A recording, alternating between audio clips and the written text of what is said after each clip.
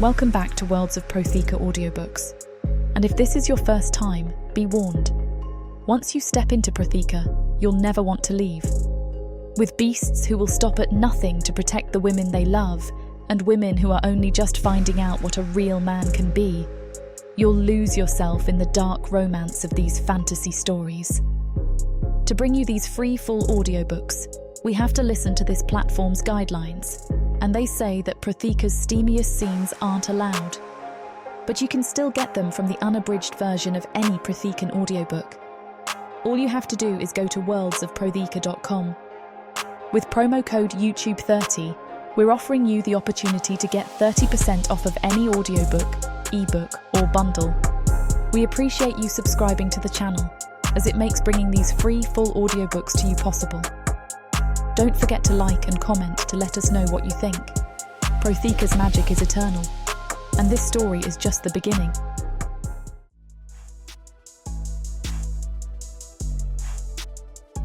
Chapter 1. Caspian. Awareness returns as a brutal, crashing wave of agony. Every part of my body is a canvas of pain, a symphony of aching bruises, sharp cuts, and the deep, grinding protest of at least one broken rib. I try to move, to sit up, but my limbs are heavy, unresponsive things, and a cage of rough-hewn, splintered wood presses in on me from all sides. The stench is the next thing I register. A foul, thick miasma of unwashed bodies, filth, and old blood. It is the smell of despair. My mind, usually a quick and silver thing, struggles to piece together the fractured memories. The storm. The impossible living shadow in the clouds that the others had called the Devourer. The splintering of the Minotaur ship. I remember the chaos of the black, churning water, the desperate fight for air, the feeling of my strength, finally, completely, giving out. I remember washing ashore on a beach of black sand, my body battered but my spirit foolishly still intact. And then... them. The slavers. I open my eyes, the dim, slatted light that filters into the cage, doing little to pierce the gloom. I am in a cage, a filthy, cramped box that is barely large enough for me to lie in. My usual confidence, the easy charm that has been my shield and my sword for my entire life, is a distant, hollow echo. In its place, a creeping, unfamiliar poison begins to seep into my veins. It is a feeling I have never truly known before. It is dread. The memory returns with humiliating clarity. I dragged myself from the surf onto the black sand of a desolate beach, my body screaming in protest. I was alone, my brothers nowhere in sight. Before I could even begin to assess my situation, they were upon me, 3 brutish, bearded humans, their eyes dull with a low, animal cunning and a deep, ingrained cruelty. They carried crude iron weapons and smelled of stale sweat and cheap ale. They were slavers. Even then, wounded and exhausted, my instinct took over. I gave them my most disarming smile, the one that had won over suspicious foreign dignitaries and calmed angry monarchs. "My friends," I'd said, "a misunderstanding, it would seem. I am a traveler of some import. Help me, and I can promise you a reward that will make you kings." They had simply stared at me for a moment, their expressions uncomprehending. Then the largest of them laughed, a short, ugly bark. He saw me not as a person, but as a talking beast, a rare and valuable prize. He backhanded me across the face, the blow a stunning, brutal rebuttal to my lifetime of successful diplomacy. My charm, my wit, my words, they were utterly, completely useless here. They saw only my manticore features, the latent power in my frame, and the potential profit I represented. They beat me into submission, their laughter the soundtrack to the shattering of my confidence. I am in a stifling, windowless caravan wagon, the cage, my whole world. The journey has been an eternity of jolting, agonizing movement, of heat, and of a thirst so profound, my tongue feels like a dry, swollen piece of wood in my mouth. The wagon rattles over a rough, unseen road, each bump and lurch sending a fresh spike of fire through my broken rib. I am not the only prisoner. In the darkness, I can hear the whimpers and cries of other creatures in other cages. A symphony of misery that does little to soothe my own growing despair. I've been stripped of everything that makes me who I am. My ability to negotiate, to persuade, to charm my way out of any situation. It has all been rendered meaningless. Here in this rolling, dark prison, I'm no longer Caspian Maelric, a warrior of Osiris, a trusted advisor to a king. I am cargo. I am a beast, a piece of exotic meat being transported to market. The thought is a hollowing, terrifying thing. The dread that had been a creeping poison is now a flood, a black tide that threatens to drown my spirit. This is a kind of helplessness I've never known. On the battlefield, I have my speed, my blades, my wits. In a throne room, I have my words. But here, caged and broken, I have nothing. There's no one to persuade, no one to charm. There's only the darkness, the pain, and the slow, grinding realization that my life is no longer my own. The caravan lurches to a final, jarring halt. I hear the heavy bars being lifted, of shouted commands in a dozen different harsh languages. Then the doors of the wagon are thrown open, and the world explodes in a wave of sensory violence. I am assaulted by a wall of sound, the roar of 1,000 different voices, the screech of strange animals, the clang of a blacksmith's hammer. A stench, 100 times worse than the one in the wagon, fills my lungs, a mixture of exotic spices, rotting flesh, raw sewage, and a strange metallic tang that I instinctively recognize as dark magic. I am dragged from the wagon, my cage thrown onto a muddy, crowded street. Through the bars, I see it. The dark market. It is a chaotic, depraved, and overwhelming city of tents, crude shacks, and looming black stone buildings, all crammed together under a sky that is a permanent, sickly yellow-green from the smoke and the foul enchantments that hang in the air. I see creatures of every shape and size, their faces a mixture of greed, cruelty, and desperation. I'm put on display in a holding pen with a dozen other miserable creatures, a piece of living property to be gawked at by potential buyers. My confidence is gone. My charm is a forgotten memory. All that is left is the raw, primal fear of a caged and wounded animal. Chapter 2. Zaria. My world is a collection of cages. I move from one to the next, a ghost in a gallery of suffering, my hands stained with the blood and grime of my master's exotic pets. Today, it is a griffin, a magnificent creature with the hindquarters of a lion and the head and wings of an eagle. One of its wings is broken, a clean snap of bone from where my master, Lord Malachor, struck it with an iron rod for being too loud. My job is not to heal it. My job is to keep it alive just long enough for it to be sold. I work with a practiced, detached efficiency. My movements are economical, my touch firm but gentle. I have learned, through a long and brutal education, that sentiment is a liability. To hope for these creatures is to invite heartbreak. To love them is to invite a punishment far worse than the one they have already received. So I do not hope. I do not love. I simply survive. I am a healer, but I do not heal. I patch. I mend. I prolong the inevitable.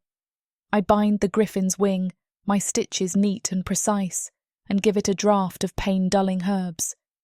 The creature watches me with its intelligent golden eyes, and for a moment I feel a flicker of a long-forgotten emotion.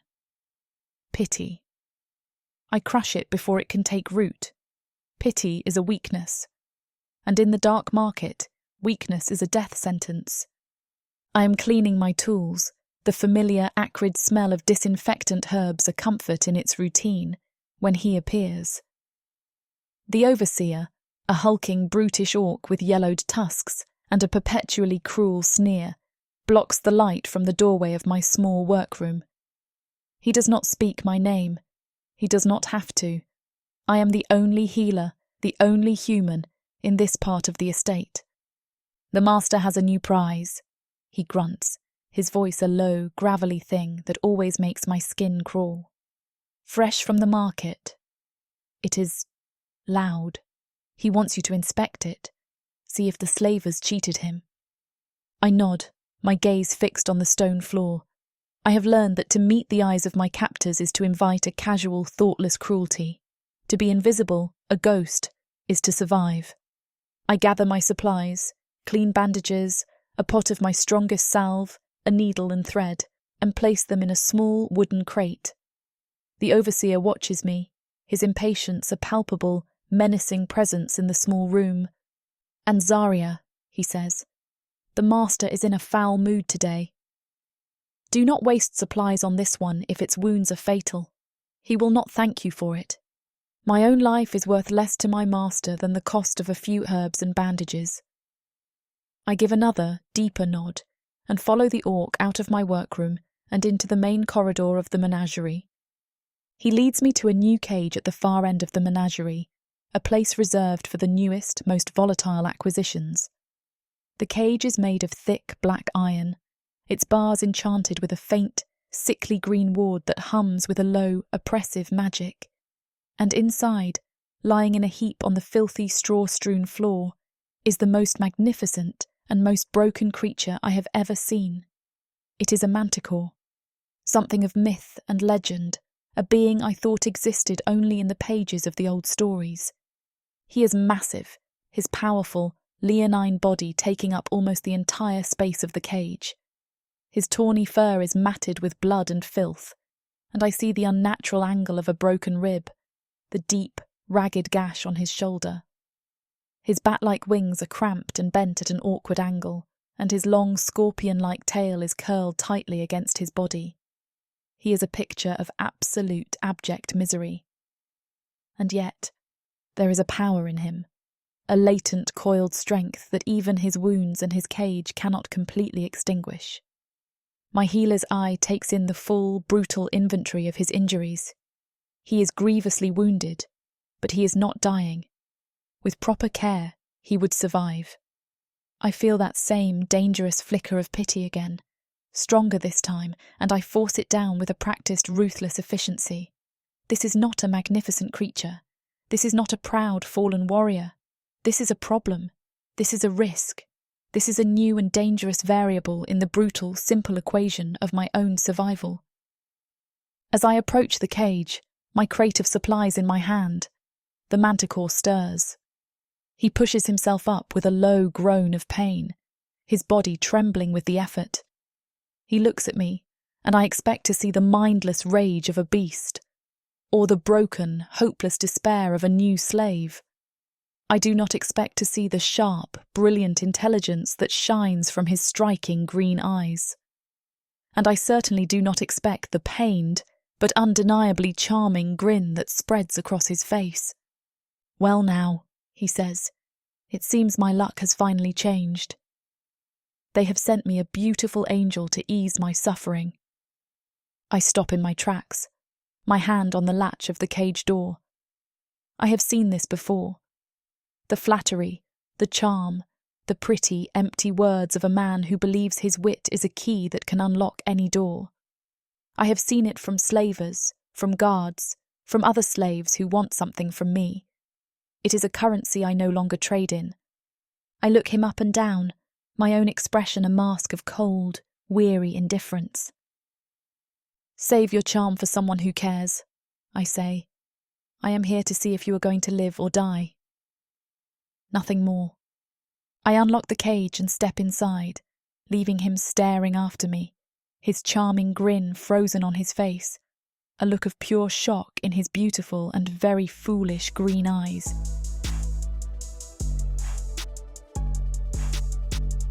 Chapter 3. Caspian. She steps into my cage, and the space, already so small, seems to shrink even further.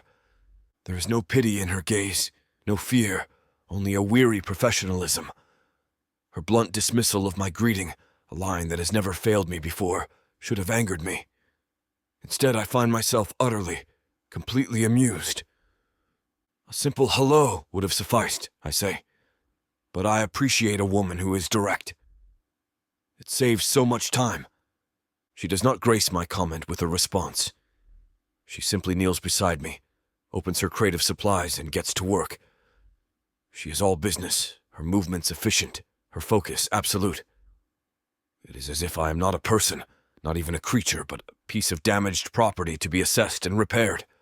Her utter lack of reaction, her complete immunity to the charm that has been my constant companion and my most reliable weapon, is a novel and surprisingly refreshing experience.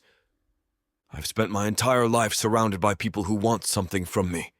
Power, influence, a connection to my family. Their smiles are as calculated as my own. But this woman, this sharp-tongued slave healer, she wants nothing. She is a locked room in a world of open doors, and I find, to my own surprise, that I am desperate to find the key. She begins to clean the deep, ragged gash on my shoulder, a wound left by the crude iron hook of a slaver. I brace myself for the rough, ungentle handling of a captor. But her touch, when it comes as a shock. Her hands, though calloused from years of labor, are incredibly gentle. She cleans the wound with a careful, meticulous precision, her touch so light it is almost a caress. The contrast between the gentleness of her hands and the hard, cynical armor of her personality is a fascinating and deeply alluring contradiction. "You know," I groan. The pain is very real as she probes the edge of the wound. A little bit of pleasant conversation is a proven healing aid. It distracts the patient from the agony of your ministrations. "If you hold still and remain silent," she says, "I will be finished sooner. And I will be less likely to accidentally cause you more pain than is necessary." The threat is delivered with such a calm, matter-of-fact tone that I cannot help but laugh, a short, rough bark that sends a fresh wave of fire through my ribs. She is utterly, completely unmoved. She simply continues her work, her gentle hands a strange and wonderful paradox against her sharp, unforgiving tongue. This woman is a fortress, a citadel of cynicism and control, and I am already plotting my siege. As she works, her face close to mine, I begin to notice the details of her.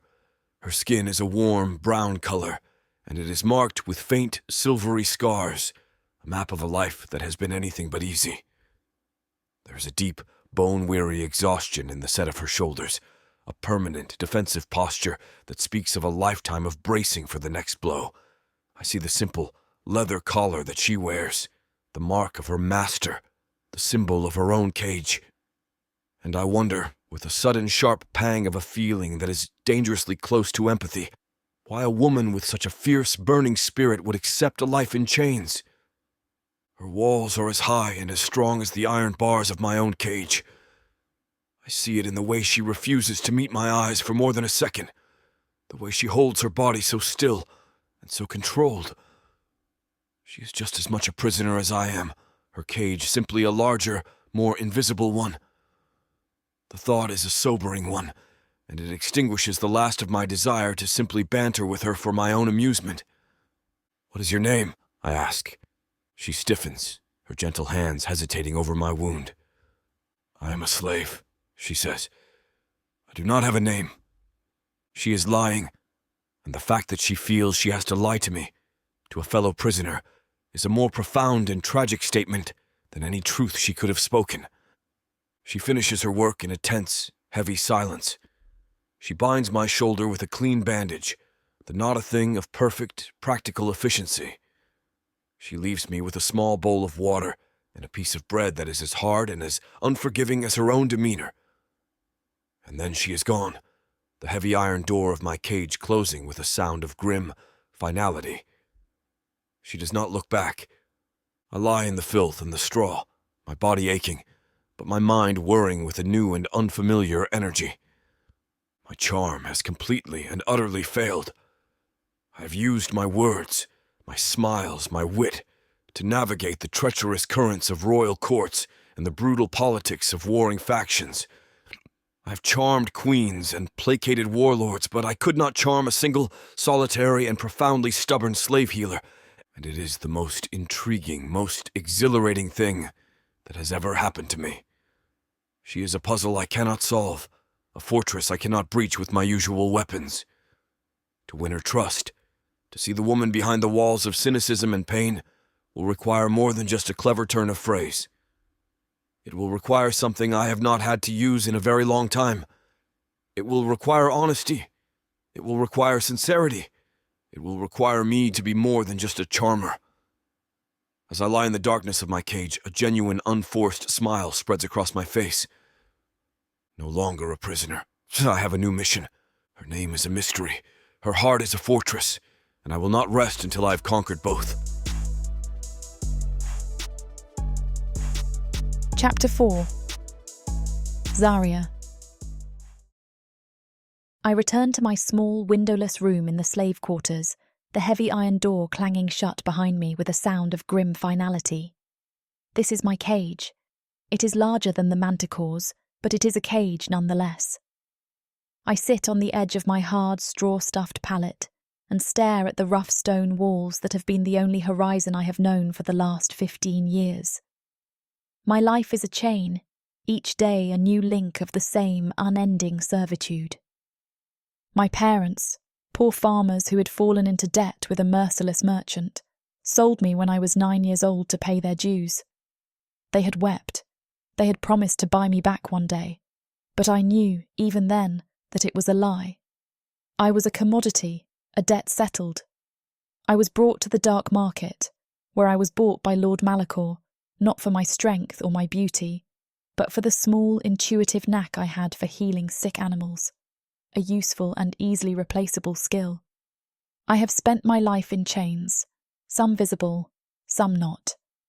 I have learned the brutal lessons of this place. Hope is a poison that makes the reality of the cage unbearable.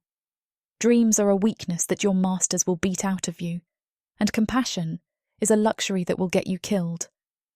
I am bitter, but I am resigned. I have lived this long by being pragmatic, invisible, caring for no one but my own continued miserable existence. The image of the manticore in his cage, of his proud green eyes, of his foolish, unbroken spirit, is a dangerous, unwelcome intrusion into the carefully constructed emptiness of my mind. He is a problem. His wounds are severe. To properly treat them, to keep him from succumbing to a fever or an infection, I will need to use my own secret stash of supplies.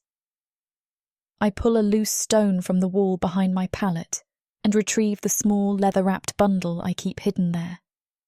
Inside are the herbs I have managed to skim from the master's stores, the clean bandages I have painstakingly washed and saved, the small pot of a powerful silver-leaf salve I traded a week's rations for. This is my emergency supply.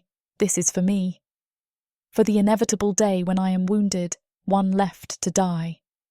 To use it on him, on a creature my master has already dismissed as a prize, on a beast who will likely be dead or sold within a month, is a foolish, sentimental, and incredibly dangerous risk. The pragmatic, cynical part of me, the part that has kept me alive for so long, screams at me to leave him to his fate. He is not my problem. His survival is not my concern. My own survival is paramount. To be discovered wasting my master's resources, or worse, my own, on a creature he does not value, would be to invite a punishment that I may not survive. I should leave the supplies hidden. I should let him die. It is the only logical choice. But I cannot. The memory of his eyes, of the fierce, unyielding life that still burns there despite his pain, is a thing I cannot ignore. The thought of that light being extinguished, of his magnificent body being left to rot in that filthy cage, is a thing I find I cannot bear. With a low, frustrated curse at my own foolish, sentimental weakness, I rewrap the bundle of supplies, replace the stone in the wall, and slip out of my room and back into the dark, echoing corridors of the menagerie. I return to his cage, moving like a ghost through the shadows. He is awake. He watches me with those sharp green eyes as I unlock his cage and step inside. I tell myself that this is only practical. If he dies, the master will be angry. If he lives, he may be sold for a good price, and the master will be pleased. keeping him alive is simply the safest, most logical path to my own continued survival. It is a lie, and we both know it. I work in the dim light of a single shielded candle, my hands once again cleaning his wounds, applying the precious silver leaf salve that will ward off any infection. He is silent this time, his gaze fixed on my face, watching me with a new, quiet intensity. I am acutely aware of his strength, even in his weakness, of the sheer raw power that is coiled in his massive, muscular body. And something deep inside of me, a part of me I thought had died long ago, stirs in response. I finish my work, my hands trembling slightly as I tie the final, clean bandage around his shoulder. The silence in the cage is a heavy, intimate thing. He has not tried to charm me, has not made a single joke. He has simply watched me, his gaze a warm and appreciative thing that makes me deeply, profoundly uncomfortable. I am not used to being seen. I am not used to being thanked, even silently. "You are a good healer," he says. I stand, my own emotional walls slamming back into place. I cannot afford this. I cannot afford his gratitude, his admiration, the strange, warm feeling that is blooming in my chest. I must crush it now, before it has a chance to grow. I am a practical slave, I say. You are a valuable piece of property. It is in my best interest to keep you alive. That is all this is. I turn to leave. Do not mistake my help for kindness, I say, and do not for a second think that it means I care whether you live or die. I do not wait for his response. I leave him there, in the darkness of his cage, and flee back to the relative safety of my own, my mind a turmoil of conflicting, dangerous emotions. Chapter 5. Caspian. Her warning, her refusal to be charmed, echoes in my mind long after she is gone. She is a fortress, and my usual methods of siege are useless against her stone-cold defenses. A part of me, the part that has never known failure in the art of persuasion, is frustrated. But a larger part, the part that loves a challenge, is utterly, completely captivated. While I wait for her to return, I turn my attention from the mystery of the healer to the problem of the cage. I am a manticore. I am not a beast to be penned. I begin a systematic, patient examination of my prison. The iron bars are thick and cold, but they are old, and in a few places the sea air of Rach has begun to work its slow, corrosive magic. The lock is a heavy, brutish thing, a simple pin and tumbler mechanism that, with the right tools, would be insultingly easy to pick. The true strength of the cage lies in the sickly, green-glowing wards that are woven around it. I run my fingers over the bars, feeling the low, oppressive hum of the magic. It is a crude but powerful form of binding magic, designed to sap the strength and will of whatever is trapped within. But it is also flawed. Near the base of the cage, hidden under a pile of filthy straw, I find it. A small, almost imperceptible flicker in the ward, a place where the magical energy seems to weaken. It is a crack in the armor. It is a sliver of hope. I feign sleep at first, watching her through my eyelashes as she approaches the cage. She carries a small wooden bowl that smells of a warm, savory broth and a fresh skin of water. My stomach clenches with a hunger so profound it is almost painful. She is still helping me, despite her cold words, despite the risk to herself. When she opens the cage door, I stir, as if waking. I do not give her a charming grin or a witty, flirtatious line. I have learned that those weapons are useless against her. I simply watch her, my expression one of quiet, weary gratitude. I've decided on a new strategy. If charm will not work, then perhaps sincerity will. "You came back," I say. She does not answer.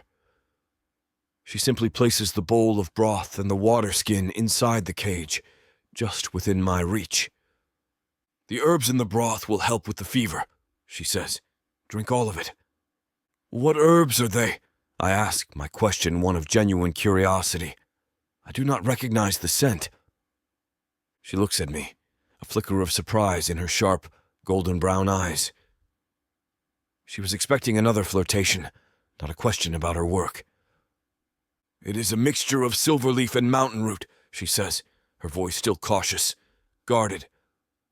"Silverleaf for the infection, and mountain root to dull the pain. They are common enough in the markets if you know who to ask." "You are a skilled healer," I say. "Where did you learn?"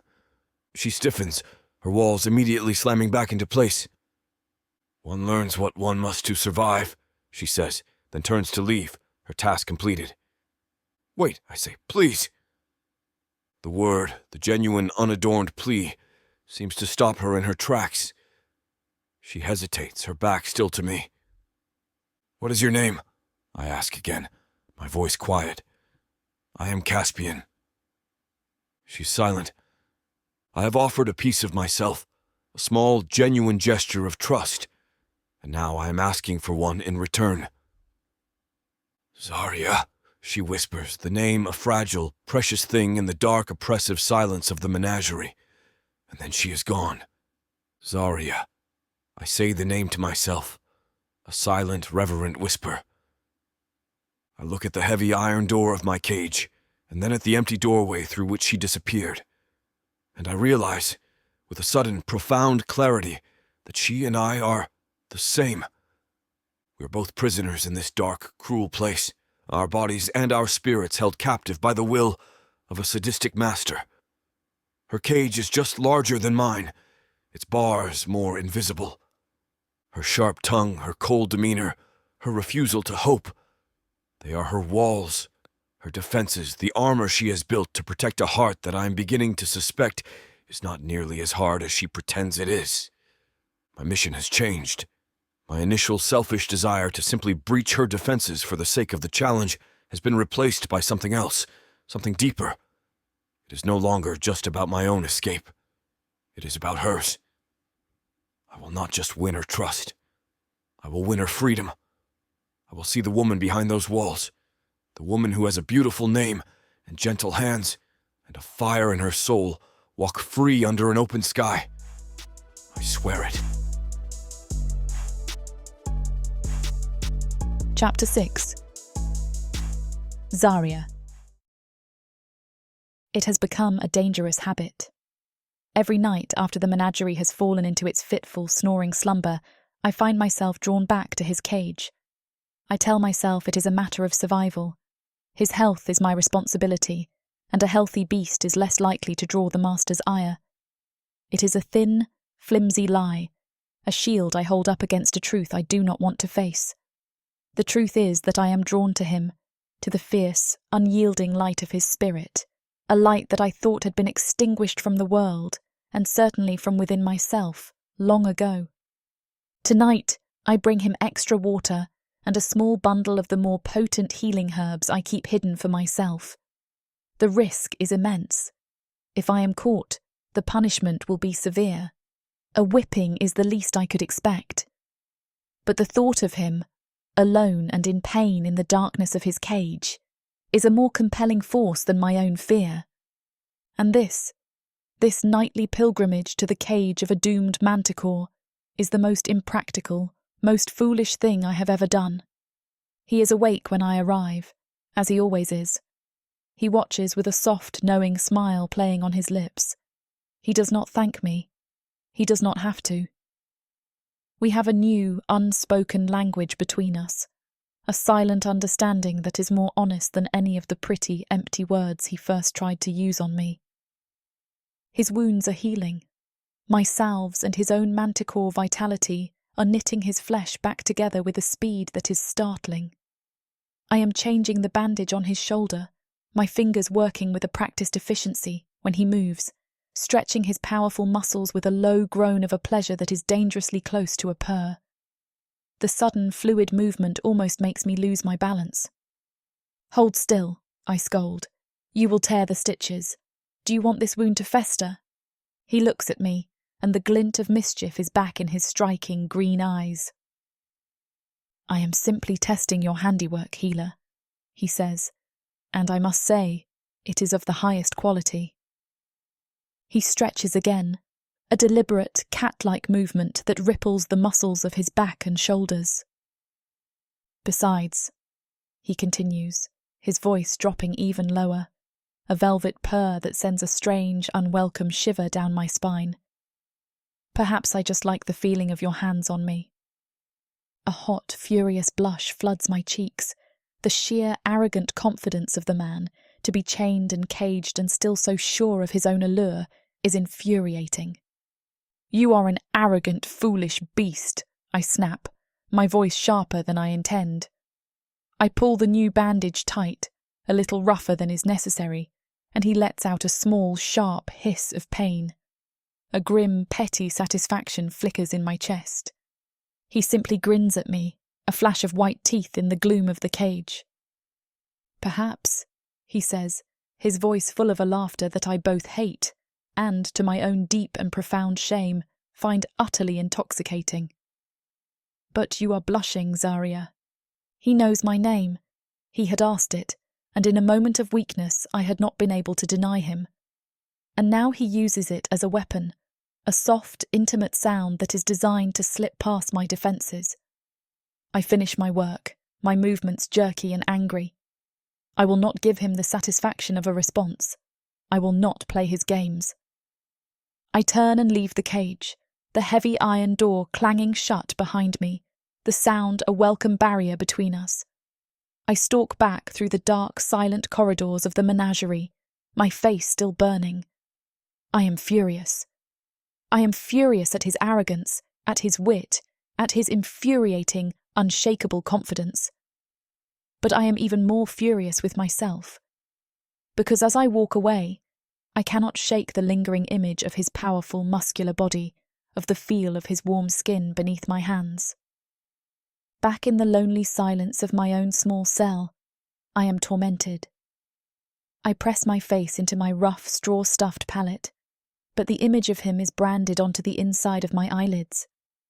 I can still feel the ghost of his skin against my fingertips, the memory of his low, purring voice, a warm, unsettling hum in my ears. I hate him for it.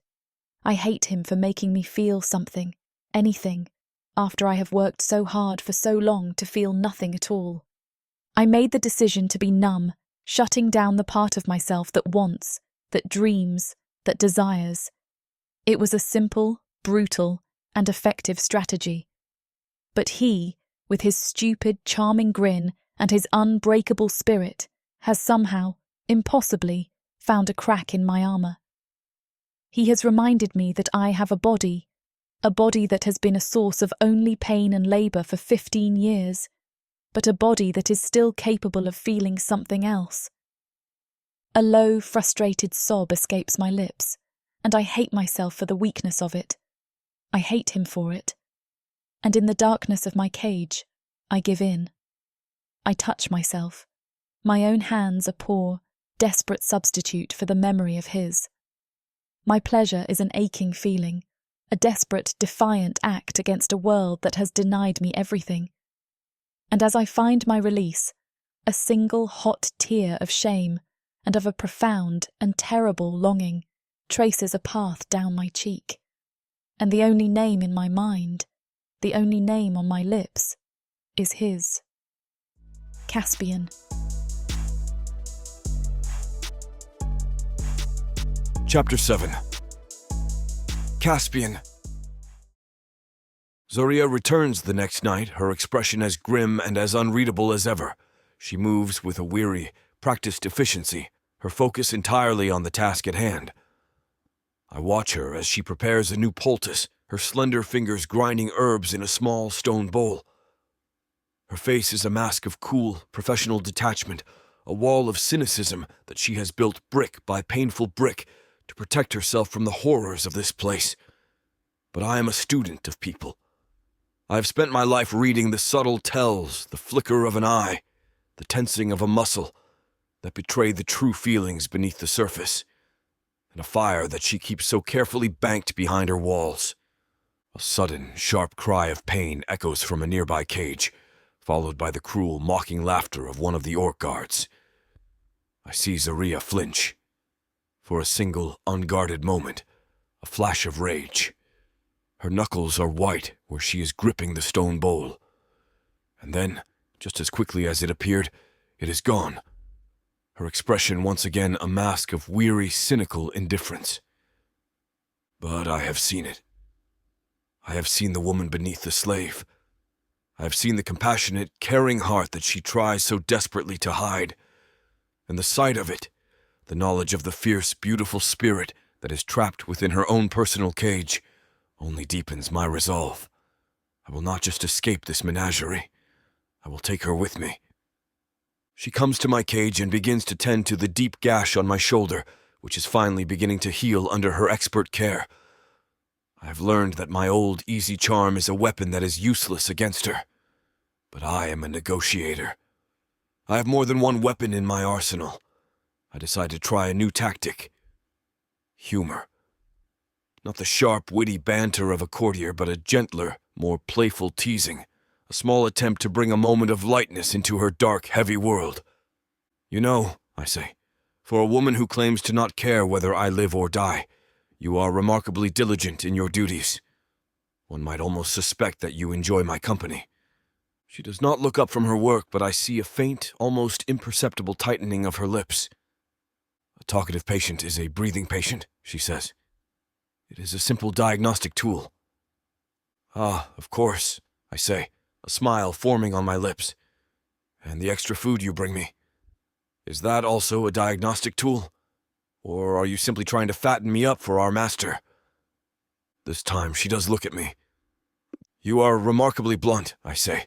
It is a rare quality. In a slave it is a dangerous one, she says. Perhaps, I admit. But it is also refreshing. I have spent a lifetime surrounded by the false smiles and the pretty, empty words of royal courts. Your honesty, as brutal as it is a welcome change. My admission, my moment of genuine, uncharacteristic vulnerability, seems to catch her off guard. She looks at me. She does not know what to do with my sincerity. It is a language she is not used to speaking. I realize that I am not just trying to breach her walls for my own sake. I'm trying to show her that a world exists outside of them. A world where honesty is not a weakness. I am a charmer, Zaria, I say. It is what I do. It is who I am. But with you, I find that I do not wish to be charming. I simply wish to be heard. The moment of quiet, intimate connection is ours. I sense her conflict, the battle between her ingrained, cynical mistrust and the small, fragile part of her that wants to believe me. To show her that my words are not just another clever ploy, I make her a promise. It is not a promise of reward or of a future I cannot guarantee. It is a simple, fierce, and unwavering statement of my own intent. I will not die in this cage, I say. I do not know how, and I do not know when. But I will escape this place.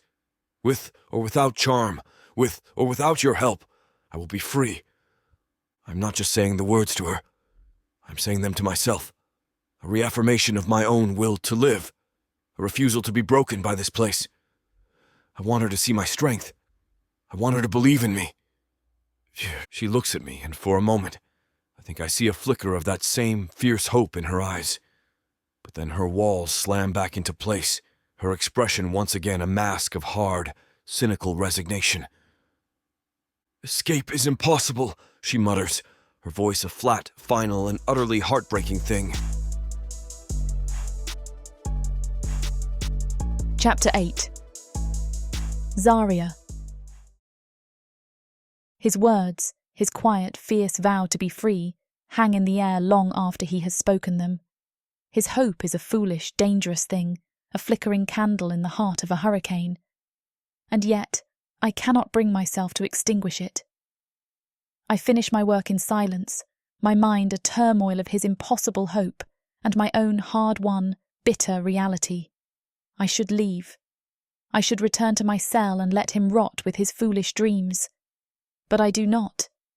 I find myself lingering, my work done, watching him as he finally succumbs to an exhausted, pain-filled sleep. He is a magnificent creature, even in this broken state. The raw, coiled power in his muscular limbs, the proud, leonine cast of his features, the sheer, unyielding force of his spirit. It is all a thing of breathtaking and terrifying beauty. He is a storm, a wild and untamed thing, and they have tried to put him in a cage. I am struck by his resilience. I have seen countless creatures and men pass through this menagerie.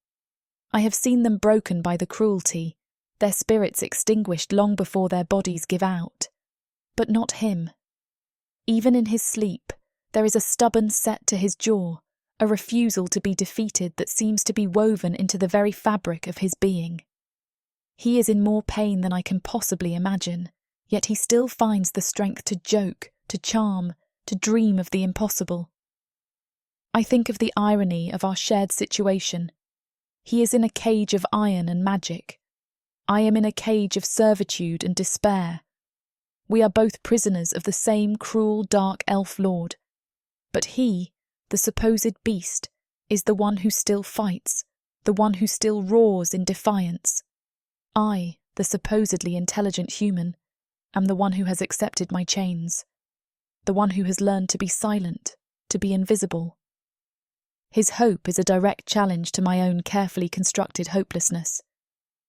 It is a mirror that he holds up to my face, and in it, I see not a pragmatic survivor, but a coward. The thought is unwelcome.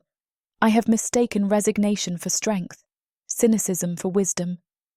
I have prided myself on my ability to survive, but what kind of survival is this? To live without hope, without dreams, without any sense of a future beyond the next sunrise. I look at this magnificent creature, and I feel a bitter resentment begin to build in my chest. He has come into my dark, quiet, and predictable world, and he has brought with him a light, and that light is a painful, blinding thing. It illuminates all the dark, dusty corners of my own soul, the places where I have let my own spirit go to die. I hate him for it, and I am, to my own profound and terrifying shame, in awe of him for it. That night I dream. I have not dreamed a dream of hope in 15 years. My dreams are usually a grey, featureless void, a reflection of my own empty, hopeless existence. But tonight, I dream of him. I am standing before his cage, and he is watching. But there are no chains on him. He is not wounded. He is whole, and he is powerful. In my dream, he places his hands on the iron bars of his cage, and, with a low growl of pure, effortless power, he bends them apart as if they are made of soft clay. He steps from the cage, a free creature, and he is even more magnificent than I could have imagined. I expect him to flee, to disappear into the night, to leave me in this terrible place behind. But he does not. He turns to me, and in his hand he holds a key. He walks to me, and he gently, reverently, removes the leather slave's collar from my own neck. He takes my hand, and together we are running. We are running through the dark, twisting corridors of the menagerie. But we are not afraid. We are running under an open sky, a sky that is filled with 1,000 brilliant, unfamiliar stars. And I am laughing. I wake with a gasp, my heart beating fast and wild, the feeling of freedom, of his hand in mine, so real, so vivid. It is a physical ache in my soul. But I am not under an open sky. I am in my cell. The stone walls a familiar, suffocating presence. It was just a dream, a foolish, dangerous, and beautiful dream. I should be angry at myself for such a moment of weakness. But as the dream fades, a different emotion takes root. Fear. Hope is the cruelest master of all. It makes you believe in a future that will never come, and in doing so, it makes the present, the cage, an unbearable torment. I have seen what hope does to people in this place. I have seen them broken on the master's punishments, their hope beaten out of them until all that is left is a hollow, empty shell. I will not be one of them. I have survived by accepting my reality. I will crush this fragile, budding hope before it can destroy me. I will not dream of him again. I will not let his impossible courage infect me. I will go about my day. I will tend to his wounds, because it is my duty. But I will not look into his eyes. I will not listen to his words. I will retreat behind my walls. It is the only way to survive. Chapter 9. Caspian. Something has changed. I can feel it in the way she moves, in the way she looks at me when she thinks I'm not watching. Her visits to my cage are no longer just the reluctant duty of a slave. There's a new, quiet care in her actions. She brings me a cleaner, softer cloth for my bedding. The water she gives me is always fresh and cool. And last night, she left a single, small, sweet-smelling fruit just inside the bars of my cage, a treasure in this place of starvation and decay. Her walls are still high, her tongue still sharp. But there are cracks in the fortress of her cynicism, small hairline fractures that a patient man can exploit. I can sense her softening, her pragmatic resolve to not care for me warring with the compassionate, protective instinct that she tries so hard to deny. She is beginning to see me not as a beast, but as a person. And she is beginning to see herself not as a jailer, but as an ally. The time for teasing, for witty banter, for the charming games I am so used to playing, is over. That was the tactic of a man trying to breach a wall. Now that the wall has begun to crumble, I need a new strategy. I must play this carefully. I must show her the man beneath the charmer, the manticore beneath the mask. I must show her that her budding trust in me is not misplaced. She arrives as she always does, a silent ghost moving through the dark, echoing corridors of the menagerie. She carries her familiar crate of supplies. She unlocks my cage and steps inside, and I can smell the fresh, clean scent of the silverleaf salve she has prepared for my wounds. Right now, I can only offer her something far more rare and far more dangerous. The truth. I wait until she is kneeling beside me, her gentle hands cleaning the last of my healing wounds. "Zaria," I say, my use of her name a deliberate act of intimacy. She stiffens but does not pull away. "Thank you," I continue, my voice quiet, sincere, and utterly devoid of any of my usual charming flourishes. "You have saved my life. You have shown me a kindness I did not expect to find in this dark place. And you have done so at a great and terrible risk to yourself. I am in your debt." My sincere, unadorned gratitude seems to make her more uncomfortable than any of my previous flirtations. She pulls back. "I told you," she says. "It is only practical. If you die, the master will be displeased. I am only ensuring my own survival." It is her familiar, cynical refrain, the armor she pulls around herself when she feels too exposed. But this time I do not let her hide behind it. I reach out, my hand closing gently over her wrist before she can pull away. Her skin is warm and soft beneath my calloused fingers. "I do not believe you," I say. I look from her face to the simple leather slave's collar that is a permanent fixture around her neck. "You have a fire in your soul, Zaria," I continue, my voice a low, fierce whisper. "A spirit that is as strong and as beautiful as any I have ever known. You deserve better than this place. You deserve better than chains." My words, the simple, heartfelt statement of her own worth, seem to hit her hard. She looks at me, eyes wide, with lips parted in a silent, shocked gasp. I can see the war that is raging within her. I can see the cynical, pragmatic slave who has been told her entire life that she is worthless, that she is property, battling with the small, fierce, and hopeful woman who is so tired of being in chains. I expect her to snap at me, to pull her hand away, to give me one of her usual, sharp-tongued dismissals. I expect her to tell me that I am a fool, that I know nothing of her life, that my words are just another, more clever form of manipulation. I expect her to retreat behind the high, strong walls of her fortress, but she does not. She simply stares at me, and I see the walls crumble. I see a flicker of a long-extinguished hope, a painful longing, a desperate, silent agreement in the depths of her beautiful face. She does not speak. Chapter 10. Zaria. His words, his quiet assertion that I deserve better than chains, have left a crack in the armour of my soul. I try to ignore it. I try to seal it with my usual cynical mortar of pragmatism and despair. But it is too late. The light of his hope, however foolish, has found its way in. I spend the next day in a state of turmoil. I continue my work tending to the various broken and miserable creatures, but my mind is not on my work. It is in the cage at the far end of the corridor. My turmoil is amplified by the whispers. The other slaves, the ones who clean the cages and deliver the feed, have begun to talk. I hear them as I work, their voices low and hushed, full of a mixture of fear and awe. They speak of the new prize, the magnificent lion-like beast. But more than that, they speak of his strangeness. They speak of the beast who talks. One of the kitchen slaves tells a story of how the manticore tried to compliment the orc guard on the quality of the slop he was delivering. The orc, too stupid to understand the wit, had simply grunted and moved on. The slaves find this amusing. I find it terrifying. Attention is a dangerous and often fatal commodity in this place.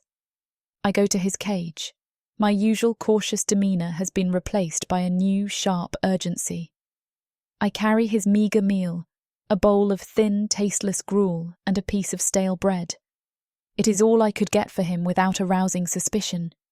He is waiting for me, a soft, welcoming smile on his handsome face, and the sight of it, the sheer, unadulterated hope in his eyes, only sharpens my own fear for him. "You have to stop," I say. "Stop what?" he asks. "Breathing. It is a habit I am rather fond of." "Stop talking," I snap, my own fear making my voice harsher than I intend. "To the guards. To the other slaves. To anyone. The others are whispering about you. They are calling you the beast who talks. Do you have any idea how dangerous that is?" I take a deep, shuddering breath, trying to make him understand the brutal reality of our world. "In this place, to be different is to be a threat," I say. "To be interesting is to be a target. The master will not tolerate a prize that is more than just a simple beast. He will have you silenced, or he will have you killed. You must be quiet. You must be invisible. It is the only way to survive here." He listens to my desperate, terrified warning, his expression growing serious, the playful glint in his eyes extinguished. He sees the genuine fear on my face, and he is about to respond when a new sound breaks the silence of the menagerie. The heavy, thudding footsteps of an approaching guard. The orc overseer, Gorza. My blood runs cold. We have been overheard. Gorza appears at the edge of the torchlight, his brutish face of a cruel, suspicious curiosity. He heard my hushed, urgent voice, and he came to investigate. He leers at me, a yellow-toothed grin spreading across his face. "What is this?" he grunts. "The little healer, whispering secrets to the master's new pet." He takes a step closer, his eyes fixed on Caspian. "I have heard the whispers," he continues, his voice a low, menacing rumble. "The beast that thinks it is a man. Perhaps it needs a lesson in remembering its place." He raises his heavy, iron-shod club, his intention clear. I freeze, a helpless, terrified observer. But Caspian is not afraid. He does not roar, he does not snarl, he simply changes. The intelligent, charming warrior vanishes. In his place is a wild, cornered, and utterly pathetic beast. Caspian presses himself to the back of the cage, a low, terrified whimper escaping his throat. His eyes, which were moments ago blazing with intelligence, are now wide with a look of pure, mindless animal terror. He is a magnificent actor. Gorza stops, his own brutish mind confused by the sudden shift. He was expecting defiance. He was expecting a challenge. He was not expecting this. "See?" I say. "He is just an animal, overseer. A frightened, dumb beast. My voice must have startled him. Gorza looks from Caspian's cowering form to my own terrified face, and a slow, cruel smile of understanding spreads across his features. He is not a fool. He knows this is a performance, but it is a performance that amuses him. He enjoys our fear, our desperation. He enjoys his own power over us. He lowers his club. "See that it does not happen again," he grunts, his voice a low, final warning. He turns and stalks away, his heavy footsteps a receding promise of violence. The moment he is gone, Caspian's act vanishes. The intelligent, calculating warrior returns, wide eyes blazing with a cold, hard light. He has just shown me that his confidence is not just arrogance. It is a strategic tool, a weapon he can wield with a terrifying, brilliant precision. My warning was justified. But his confidence, I am beginning to realize, may be as well. Chapter 11. Caspian. My strength is returning. Each day, under Zaria's diligent and secret care, I feel my manticore vitality reasserting itself. The deep, grinding ache in my bones has subsided to a dull throb, and the gash on my shoulder is now a clean, healing line instead of a ragged, open wound. I can move now, can pace the cramped confines of my cage, and the simple act of stretching my powerful muscles is a glorious, life-affirming thing. I spend my days testing my returning strength, my nights testing the weakness I have found in the magical ward of the cage. The flicker in the ward is a constant, a rhythmic pulse, and I have begun to understand its pattern. It is a flaw, a vulnerability, and the knowledge of it is a secret, burning hope in my chest. No longer a helpless, broken beast. I am a warrior, recovering his strength, analyzing his enemy's defenses, and formulating a plan. But my growing physical strength only serves to highlight my one profound weakness. Zaria. Her nightly visits are the new center of my existence, the one point of light in the endless, monotonous darkness of my captivity. My hope for my own freedom is becoming inextricably, dangerously, and beautifully entangled with my hope for her. I've begun to rely on her for more than just her healing salves and her stolen food. Her very presence has become a kind of medicine for my soul. When I am alone, the despair and the dread are a constant, pressing weight. The ghosts of my lost brothers a silent, accusing chorus in my mind. The silence of the menagerie is a heavy, suffocating thing, filled with the soft, miserable cries of the other caged creatures. But when she is here, the despair recedes. Her quiet, pragmatic strength is a steadying anchor in the storm of my own thoughts. She does not offer me false hope or empty words of comfort. She offers me something far more valuable, a shared, quiet reality. In her presence, I'm not a lost prince or a failed warrior. I'm simply Caspian. She is a fortress of cynicism and control, but the woman she keeps so carefully hidden behind the walls. I see the flicker of compassion in her eyes when she thinks I am not looking. The quiet, gentle way she treats even the most monstrous of our fellow prisoners. She's a healer, not just of the body, but of the spirit, whether she is willing to admit it or not. And I find that I am becoming her most willing and most desperate, patient. Tonight, I decide to move beyond the simple, safe topics of our survival. I need to know more of her. I need to see the woman, not the slave. I wait until she is tending to my wounds, her focus entirely on her work, her defenses slightly lowered. "If you were not here, Zaria," I ask, my voice a soft, quiet thing. "If you were free, what would you do?" She stiffens. "Freedom is a luxury I do not think about," she says. "But if you did," I press gently, "indulge a foolish, caged beast, what would you want?" She's silent, and I think she will not answer. "I would want a garden," she says, "and a place by the sea. A place where it is quiet." She resists, her answers clipped, her posture defensive, but she does not shut me down completely. She listens, almost against her will, and in her quiet, hesitant answers, I hear the voice of a woman who has not been asked what she wants in a very, very long time. She leaves, as she always does, with the final word and a hasty retreat. I watch her go, and a new and profound understanding settles in my heart. She's a fortress, yes, but she is a fortress under siege, not from me, but from her own deep, desperate loneliness.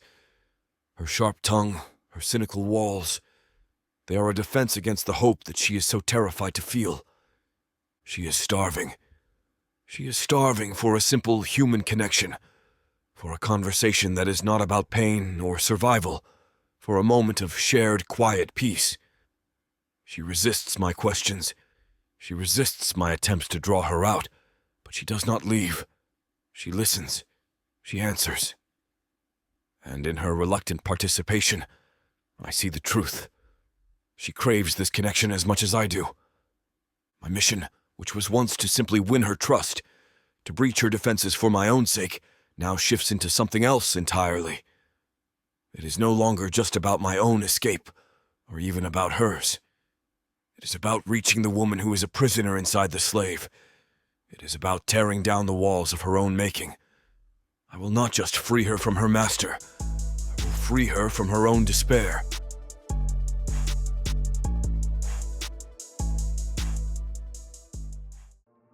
There isn't much left of the world after the orcs came.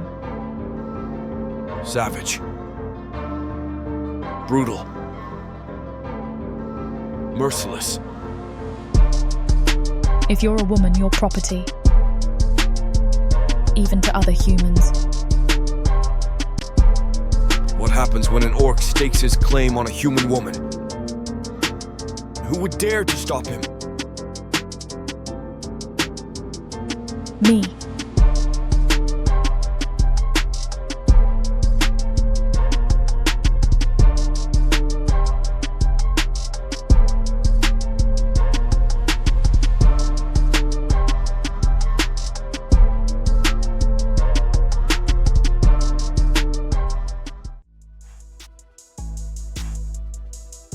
Chapter 12.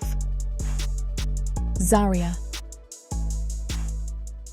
I hear the sounds from my small workroom, the sickening wet thud of a heavy club against flesh and bone, the low guttural curses of the orc overseer, and another sound, a sound that makes my blood run cold.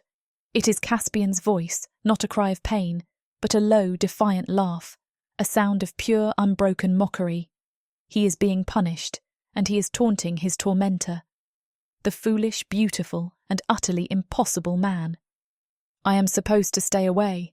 To interfere, to even be seen witnessing a punishment, is a punishable offence in itself. My survival has always depended on my ability to make myself invisible, to hear nothing, to see nothing. I should be cowering in my room, blocking out the sounds, waiting for the inevitable summons to come and patch up whatever is left of him. But I cannot. I find myself creeping down the dark, damp corridor of the menagerie, my heart a frantic, terrified bird against my ribs. I watch from the shadows as the orc overseer, his face a mask of brutish fury, beats Caspian with a heavy, iron-shod club. Caspian is on the floor of his cage, his body a canvas of fresh, bloody wounds, his newly healed shoulder torn open again. "Is that all you have?" he rasps, his voice a broken, bloody thing. My grandmother hits harder than that. The orc roars in fury and brings the club down one last terrible time. The overseer storms away, his rage spent for now, leaving a broken, bleeding manticore in his wake. I rush to the cage, my hands trembling so badly I can barely fit the key in the lock. I step inside, and the sight of him, so still and so broken, is a physical blow to my own heart. The floor of the cage is slick with his blood. "You are a fool, Caspian," I say as I kneel beside him. "A stubborn, arrogant and foolish creature. Why must you provoke them? Why can't you just be silent?" He opens his eyes, a slow, painful process. A weak, bloody grin spreads across his face. "Where is the fun in that, Nightingale?" he whispers, his voice barely audible. My anger, my terror, my overwhelming and a desperate concern for him, all of it boils over. "This is not a game!" I rage at him, my own voice a broken, tear-choked thing. "This is not a royal court where you can charm your way out of trouble. This is a cage, and that is a club, and you are going to die in here if you do not learn to be quiet." My anger is a shield. It is the only thing I have to protect myself from the terrifying, overwhelming, and utterly undeniable truth. I am not angry at him. I am terrified for him. I work with a frantic, desperate urgency, my hands flying as I clean his new wounds, as I assess the damage. He has reopened all of his old injuries, and there are new ones, a deep, ugly gash on his head, his broken rib likely shattered now. He is losing too much blood. He is fading. He tries to make another stubborn joke, but the words die in his throat. His eyes, which had been blazing with that infuriating, defiant light, begin to glaze over. "Stay with me, Caspian," I say. "You cannot sleep. You have to stay with me." But his strength, the deep manticore vitality that has sustained him for so long, has finally reached its limit. His eyes flutter and close. He goes limp beneath my hands, his breathing shallow, his body still. He is unconscious. And in the terrible, sudden silence of the cage, the truth hits me. I care. I who swore I would never care for another living thing again. I care for this foolish, beautiful, and broken creature. I care so much it is a physical, tearing pain in my chest. A low, keening sob of pure, undiluted terror escapes my lips. My carefully constructed walls, my armour of cynicism and pragmatism, all of it shatters into a million pieces. Affection is a weakness. Affection means pain. And the thought of losing him, of his light being extinguished from this dark, miserable world, is a pain so profound, so absolute, I do not think I can bear it. I do not leave. I cannot. My own safety, the risk of being discovered here by the overseer or the master, all of it is a distant, insignificant concern. My entire world has narrowed to this small, bloody cage, to the still, silent form of the man, the manticore, who has somehow, impossibly, found his way into my heart. I spend the rest of the night by his side, a silent, desperate vigil in the darkness. I use my own precious stash of silver leaf salve on his deepest wounds. I tear strips from my own tunic to make fresh, clean bandages. I bathe his fevered brow with cool water, my touch a constant, gentle and prayerful thing. I whisper his name over and over again, a desperate, loving litany against the encroaching silence of death. As the dawn begins to filter into the menagerie, I am still there, my head resting on the edge of the cage, my hand holding his. He is still unconscious, but his breathing is a little deeper now. His fever has begun to break. He is fighting. He is still fighting. My aim to simply survive has been replaced by a new and far more dangerous purpose. I will keep him alive. I will see him free, whatever the cost.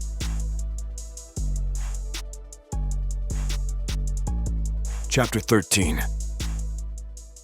Caspian. I drift back to consciousness on a slow, agonizing tide of pain. My body is a single massive bruise, every breath a fresh torment to my shattered ribs, my head a pounding drum of misery. I expect to wake to the lonely darkness of my cage, to the familiar, cloying stench of my own blood and despair. But my first sensation is not one of cold, but of a small, steady warmth against my hand. I force my heavy eyelids open, my vision swimming into a blurry focus. The first thing I see is her. Zaria. She is asleep, her body slumped against my cage, her head resting on her knees. Sometime during the long, dark night, she must have reached through the bars to check on me, and in her own profound exhaustion, she must have fallen asleep right here. Her hand is still loosely holding mine, her small, warm fingers a shocking, gentle anchor in my world of pain. She stayed. She did not patch me up and retreat to the safety of her own cell. She stayed with me all night, a silent, solitary guardian, risking discovery, risking a punishment far worse than the one I received, just to be near me. The sheer, selfless courage of the act is a more profound and powerful thing than any feat of arms I have ever witnessed on a battlefield.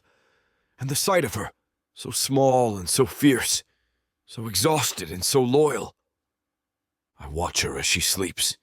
The cynical, sharp-tongued slave healer is gone, and in her place is a young woman, exhausted and vulnerable. I can see the dark circles under her eyes, the faint, dried tear tracks on her cheeks. I can see the deep, bone-weary exhaustion in the slump of her shoulders. She has given all of her strength, all of her courage, to my survival, and she has nothing left for herself. The charmer in me, the negotiator, the man who always has a clever word, is silent. He has no place here. In his place is a man, a manticore, who is feeling a fierce, protective love so powerful, it is almost painful. My love is not just an ally. She's my nightingale, the one who sings a song of hope in the deepest, most suffocating darkness. And I've allowed her to risk everything for me. My own pain, my own misery, my own desperate need for freedom. It all fades into the background. All that matters is her, the thought of her, with her fierce spirit and her gentle hands and her secret, compassionate heart, living out her life in chains, serving a cruel master, is a profanity, an injustice so profound I cannot bear it. I am so moved by her quiet, selfless devotion, so overwhelmed by the fierce, protective love that is blooming in my own battered chest, that I speak without thinking. There is no strategy.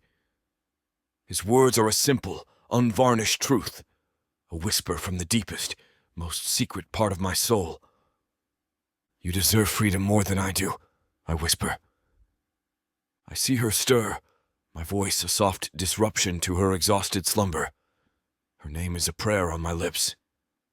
Zaria, I say, you deserve a garden and a place by the sea. You deserve a world where it is quiet. I am giving her own long-buried dreams back to her, a promise, a vow. I will not just escape this place. I will take her with me. I will see her free. I will give her the quiet, beautiful life that has been stolen from her. I will be her champion, her warrior, her shield. I will be worthy of the kindness she has shown me. My whisper, my gentle touch on her hand, is enough to wake her.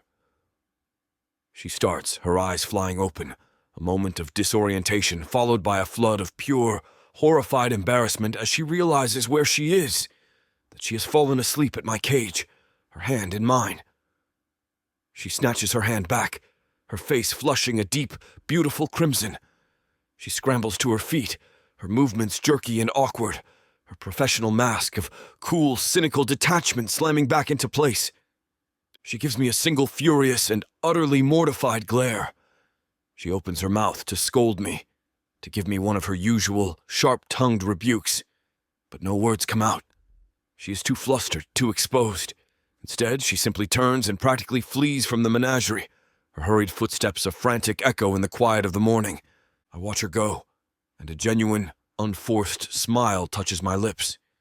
It is not the amused, triumphant smile of a charmer who has won his game. It is a soft, gentle, and deeply affectionate smile. Her walls, the high, strong, and formidable walls of her fortress, are crumbling. Her anger, her embarrassment, her hasty retreat, they are not a sign of her rejection. They are a sign of her surrender. And I will be there to catch her when she finally, completely, and irrevocably falls. Chapter 14. Zaria. My mind is a battlefield. Caspian's relentless hope is a constant, strategic assault on the fortress of my despair, and my own long-held beliefs are the crumbling walls. I go about my day in a daze, my hands performing their familiar healing tasks, but my mind is 1,000 miles away, reliving the moment of my own capture, the day my own chains were forged. I remember my parents, their faces a mask of a grief so profound it was almost monstrous. They were good people, simple farmers, who had fallen into debt with a cruel and unforgiving merchant. and I was the price of their survival. I was sold on a block, a terrified, trembling child, to Lord Malachor. I learned the lessons of this place quickly. I learned that to cry is to show weakness. I learned that to hope is to invite a deeper, more profound despair. And I learned that the only person I can rely on, the only person I can trust, is myself.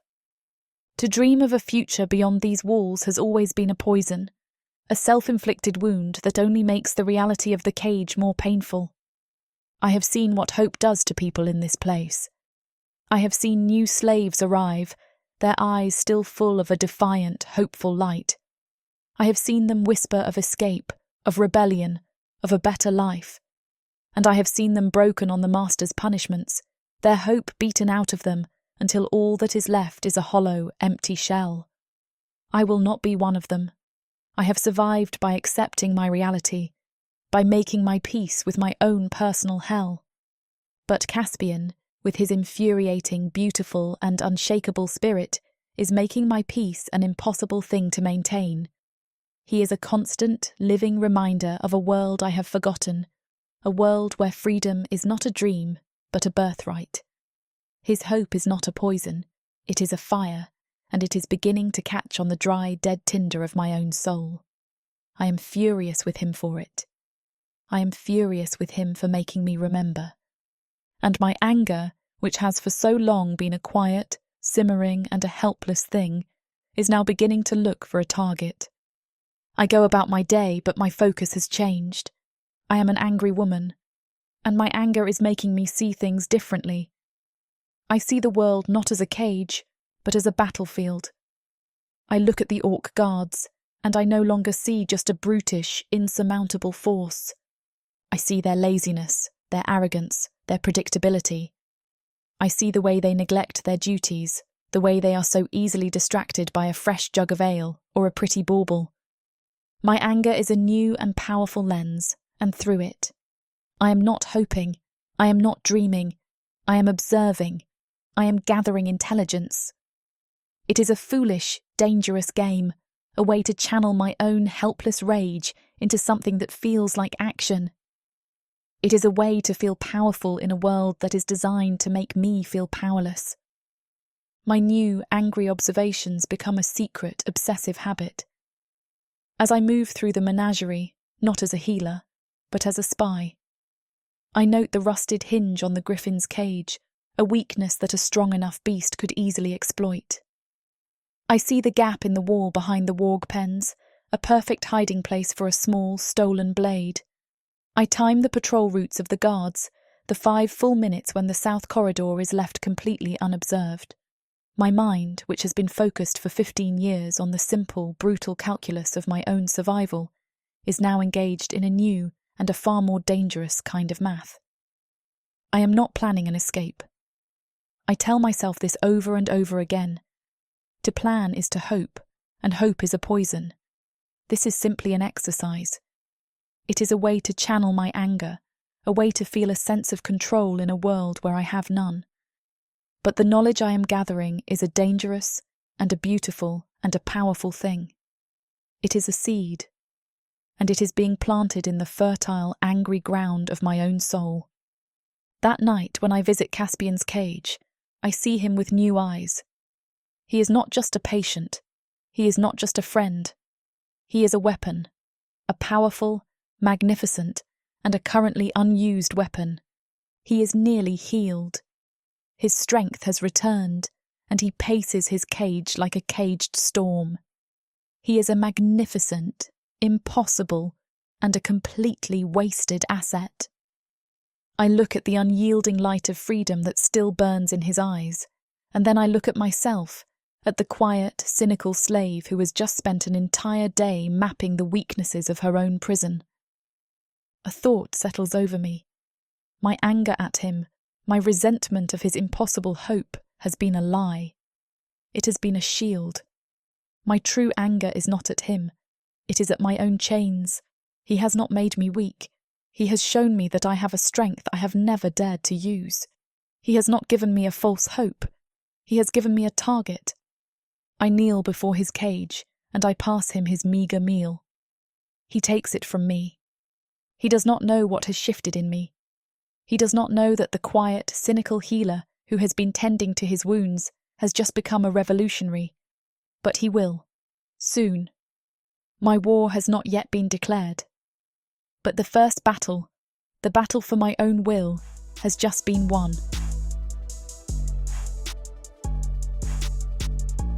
Chapter 15. Caspian. She returns.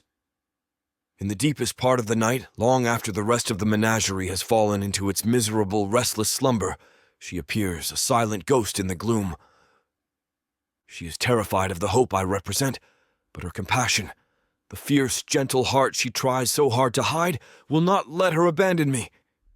Her quiet, stubborn courage is a thing of breathtaking beauty.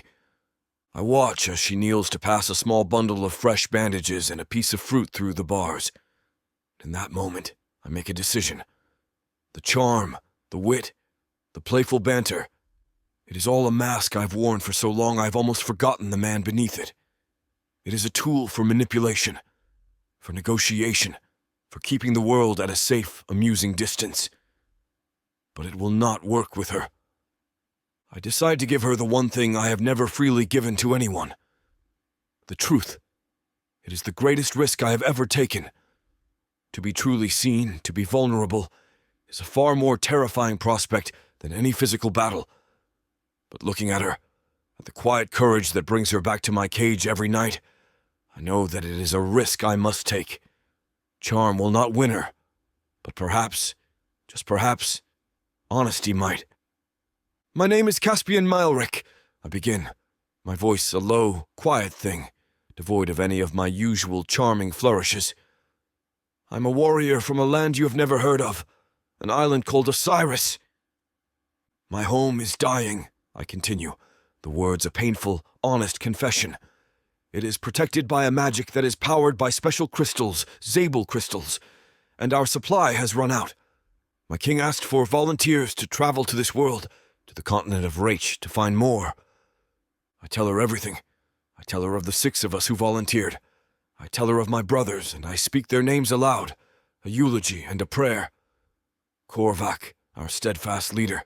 Silas, our brilliant, cautious strategist. Tarek, our silent, unshakable mountain. Ronan, our fiery, hot-tempered heart. And Lucaris, our youngest, so full of a reckless, untamed courage. The names are ghosts in my mouth, and the pain of my loss, of my failure to protect them, is a fresh, sharp wound in my soul. We were on a ship, sailing for the northern coast of this very continent, I state, but we were attacked. Not by a storm, but by a living shadow in the clouds. In her I see her innate, cynical skepticism warring with a new, dawning intrigue. She wants to believe me, but a lifetime of lies and cruelty has taught her that trust is a fool's game. I must give her more. I must give her my own fear, my own uncertainty. Before the storm hit, I say, we swore an oath. We swore that if we were separated, we would all make our way to the crystal caves in northern Raich. We swore we would reunite there. It's the one place in this world that we all know. I pause and I give her the final, most vulnerable piece of myself. I don't know they are still alive, I admit. The words a raw, painful whisper. But I have to try to find them. I have to believe that they are still fighting, just as I am. It is the only thing that keeps me going. My confession, my admission of my own desperate, fragile hope. I've laid my soul bare before her. I've given her my truth, my grief, my mission, my fear. I've given her all the weapons she needs to destroy me, to dismiss me as a foolish, sentimental dreamer. I wait for the inevitable, sharp-tongued retort, the cynical, dismissive word that will tell me I have made a terrible, irreversible mistake. But it does not come. Her expression is one I cannot read, and then I see it. I see the hard, cynical armor of the slave, the pragmatic, emotionless mask of the survivor, all of it begin to soften. The sharp, wary defensiveness in her eyes gives way to a deep, profound and empathetic sorrow. She's not just seeing a beast in a cage. She's seeing a man, a soldier, a brother who is as lost and as broken as she is. She reaches a small, hesitant hand to me. She does not speak. She simply places her hand on my arm, her touch, gesture of solidarity, of understanding of a shared and terrible grief. And in that simple, silent touch, I feel the last of my own loneliness begin to recede. I am not alone in this cage. I have an ally, and her name is Zaria. Chapter 16. Zaria. His story, his quiet, vulnerable confession of his lost brothers and his sacred vow, has changed everything. He has trusted me with his truth, and in doing so, he has irrevocably broken through the last of my defences. The wall between us, the barrier of my cynicism and his charm, has crumbled to dust. Now, when I go to him, it is not just as a healer or a reluctant caretaker. It is as a friend, an ally. And that new, terrifying role demands more of me than just leftover scraps and quiet competence. It demands risk. Tonight, the risk takes the form of a small, stolen joint of roasted meat, wrapped in a cabbage leaf. I procured it from the kitchens, a sleight of hand that, if discovered, would cost me a week in the punishment cells, if I am lucky. But the thought of him eating another bowl of tasteless, watery gruel, while his magnificent body starves for the sustenance it needs to heal, is a thought I can no longer bear. My care for him is no longer a secret, something I try to hide even from myself. It is an action. It is a choice. He is my responsibility. He is my secret. And I will see him made whole again, no matter the cost to myself. His growing strength is a double-edged sword. With it, his defiant, reckless spirit has returned in full force. He is no longer the quiet, wounded beast. He is Caspian, the charmer, the negotiator, the man who believes he can talk his way out of any situation. And his talk is beginning to draw the wrong kind of attention. The orc overseer has complained to the master about the arrogant chatter of his new prize. I know with a cold, sickening certainty that the master's patience is wearing thin. His good mood is a fleeting, unreliable thing. His cruelty is the bedrock of this entire estate. That night when I go to him, my heart is a cold, hard knot of fear. The stolen food is a secondary concern. His life is the primary one. "You must be quiet, Caspian," I plead. "The master is growing angry." I heard him talking with the overseer. "You cannot provoke him. He will kill you. For sport." I tell him what I have seen, what I know to be the brutal truth of this place, of the other proud, defiant creatures who have passed through this menagerie, the ones who refuse to be broken. I speak of their fates, of the quiet, brutal efficiency with which the master extinguishes any spirit that dares to challenge his own.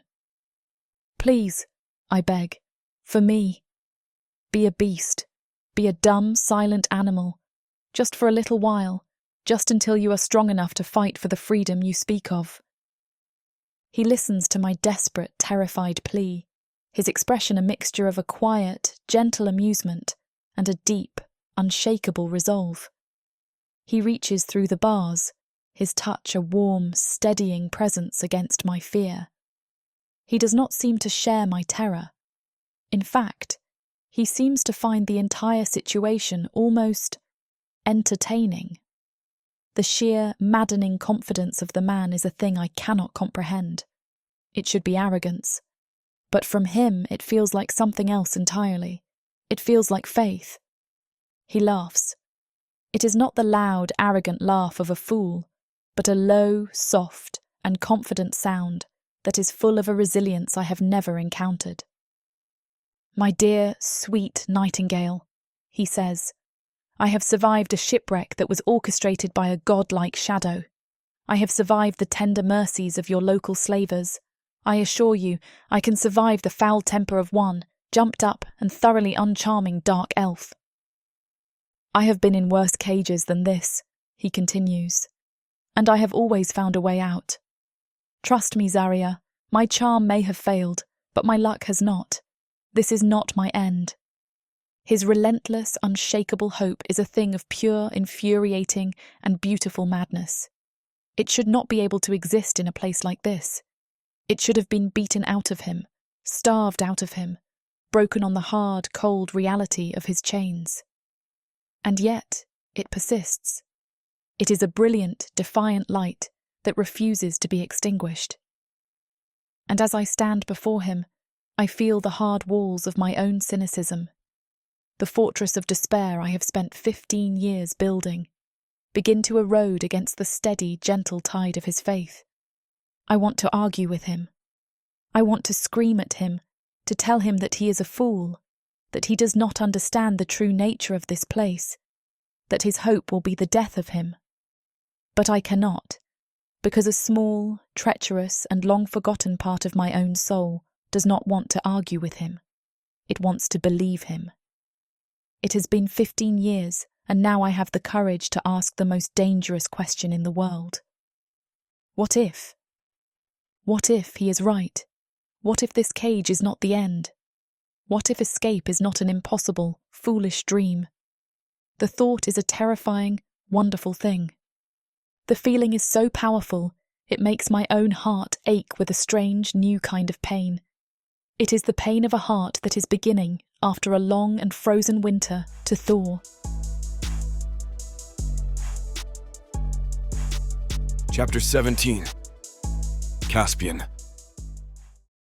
I know that if we are to escape this place, I must do more than just heal my body. I must heal her spirit. I must not just give her hope. I must give her a reason to fight for it. I must make her see the chains that she has accepted as a part of herself, and I must make her want to break them. It is a dangerous and perhaps a cruel thing to do. To awaken a hope that may yet be crushed is a terrible risk, but it is a risk I must take. That night, when she comes to my cage, her presence a familiar, comforting balm to my soul, I decide that the time for gentle persuasion is over. The time for a direct assault on the walls of her fortress has come. Zaria, I say, you are the cleverest, strongest, and most resourceful person I have ever met. So tell me this, why have you never tried to run? My question is a lit match in a room full of blasting powder. Her reaction is instantaneous, and it is violent. The gentle, caring healer vanishes, replaced by a woman whose eyes blaze with a cold, furious fire. "Run!" she snaps, her voice a low, vicious hiss.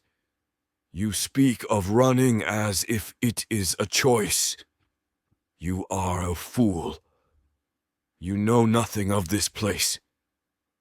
She begins to pace in the small space in front of my cage, her movements like those of a caged animal herself. "Let me tell you what happens when a slave tries to run from the dark market," she says. "If you are lucky, the hunters catch you quickly. They drag you back to the market square, and they flog you until the flesh is stripped from your bones, and then they leave you to hang in the sun as a warning to the others. If you are unlucky, you make it to the forest, and the things in that forest, the monsters that our masters pay us to feed, they find you, and they take their time." She stops and looks at me, her eyes ablaze of a pain so profound it is almost beautiful. "Escape does not mean freedom, Caspian," she says. "It means a slower, more painful, and more public death. I have seen it happen again and again. I choose to survive." Her words are a wall of ice, a fortress of despair built on a foundation of 15 years of undeniable, brutal truth. She is not wrong. Her choice to survive, to accept her chains, is the only logical, pragmatic choice in a world that offers no other viable options. A lesser man, a man who did not see the fierce, brilliant fire that she keeps so carefully banked behind her eyes, would accept her logic. But I am not a lesser man, and I will not let her surrender. I reach to her through the bars and gently take her arm. She does not pull away. "That is not survival, Zaria," I say. "That is a slow death. It is the death of the spirit, and yours is too beautiful to be extinguished in a place like this. I look at her, my own gaze as serious and as sincere as I can make it. I am a manticore of Osiris, I continue. We are a race of warriors, of thinkers, of free beings. A life in chains, a life without hope, is not a life I am capable of living. I would rather die on my feet, fighting for a single impossible chance at freedom, than live for 100 years on my knees in a cage. I squeeze her arm gently. You are right, I say. Escape may mean death. Then let me die trying. For the first time, she falters.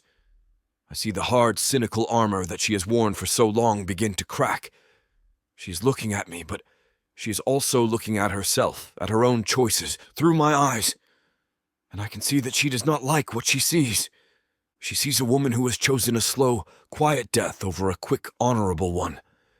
She sees a spirit that has not been broken by her captors, but has been willingly surrendered by its owner.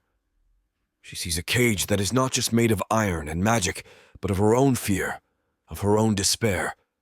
And in my own fierce, unwavering refusal to accept the logic of this place, she sees the undeniable, terrifying, and beautiful truth of her own imprisonment. She pulls her arm from my grasp, her expression one of a profound and terrible turmoil. She looks around the menagerie, at the other miserable, caged creatures, the grim walls that have been her entire world for all these years. I think she is truly seeing them for what they are. Not a home, not a sanctuary, but a tomb. The cage, which had been a familiar, if miserable, reality, now feels tighter than ever. Without another word, she turns and flees, her flight not one of anger this time, but of a deep and terrifying dawning awareness. Chapter 18. Zaria. My dream is of impossible clarity, a vision of the menagerie not as a prison, but as a puzzle. I am a ghost, drifting through the familiar, gloomy corridors, but I see everything with a new, sharp focus. I see the rusted hinge on the griffin's cage, a weakness that a strong enough beast could easily exploit. I see the predictable, lazy pattern of the midnight guard rotation, the 5 full minutes when the south corridor is left completely unobserved. It is not a dream of hope. It is a dream of tactical intelligence. The dream shifts, and I am standing before Caspian's cage. He is not there.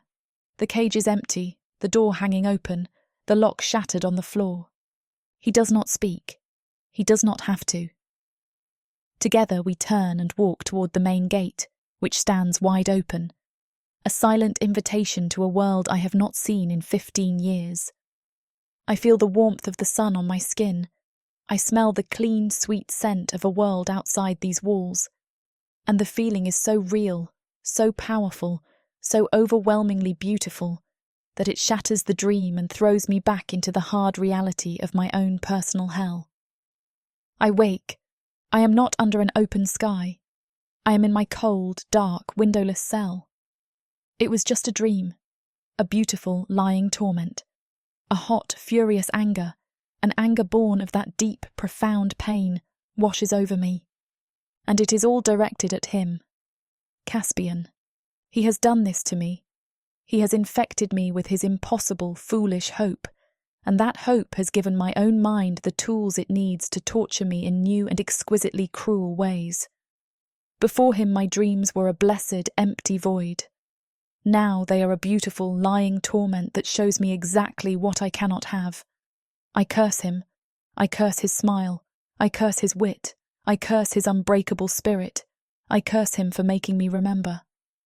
I get up from my pallet and begin my day, my movements sharp, angry, my heart a cold, hard knot of resentment in my chest.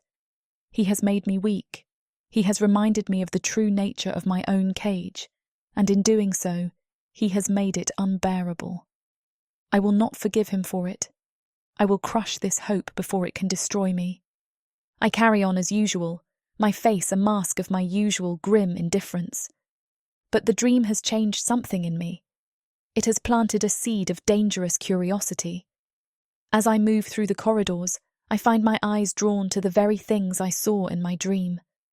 I look at the rusted hinge on the griffin's cage, and I see that it is, in fact, dangerously weak. I walk past the warg pens, and I see the gap in the wall, a perfect hiding place, just as my dream showed me.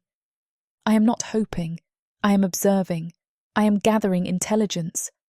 I tell myself that it is a foolish, dangerous game, a way to pass the time in this miserable place. But a deeper, more honest part of my soul knows the truth. I am assessing the battlefield. I am looking for weaknesses. The anger I feel toward Caspian, the anger at his impossible hope, is being slowly, subtly, and terrifyingly transformed into a different kind of anger. An anger at my own chains. My spirit, a thing I thought had been beaten into submission 15 years ago, a thing I thought was dead and buried, is beginning to stir. The dream, which I thought was a torment, has become a map. And my anger, which I thought was a shield against hope, is becoming a weapon. Later that day, I am walking past Caspian's cage. He is pacing, his movements no longer the pained, shuffling steps of a wounded animal, but the restless, powerful strides of a caged predator. He is nearly healed. He is strong. He is a magnificent and beautiful. And he is a prisoner. I stare at him and then I stare at myself. I am not in a cage. I am free to move through the corridors of this menagerie. But my spirit, my hope, my will, they are in a cage that is far smaller and far stronger than his. He is the one in the iron cage, but his spirit is as vast and as free as the open sky. I am free to walk, but my spirit has been in chains for 15 years. Maybe I am the one in the cage, not him. The thought is a key, turning in the lock of my own, self-imposed prison. My heart aches with the sheer, overwhelming tragedy of it, of the years I have wasted, of the woman I could have been. He is not just a patient, he is not just a friend, he is a teacher, and he is teaching me the true meaning of freedom. Chapter 19. Caspian. Her revelation, her quiet, dawning understanding that her own cage is one of spirit, not of iron, has changed the very air between us. When she comes to me now, there is a new and profound watchfulness in her eyes. The hard, cynical armor of the slave is still there, but it is chipped and cracked, and the soft, vulnerable, and beautifully hopeful woman beneath it. She is at war with herself, her lifetime of pragmatic despair, battling against the new, fragile hope that I have so cruelly and so wonderfully planted in her heart. I know that I must tread carefully.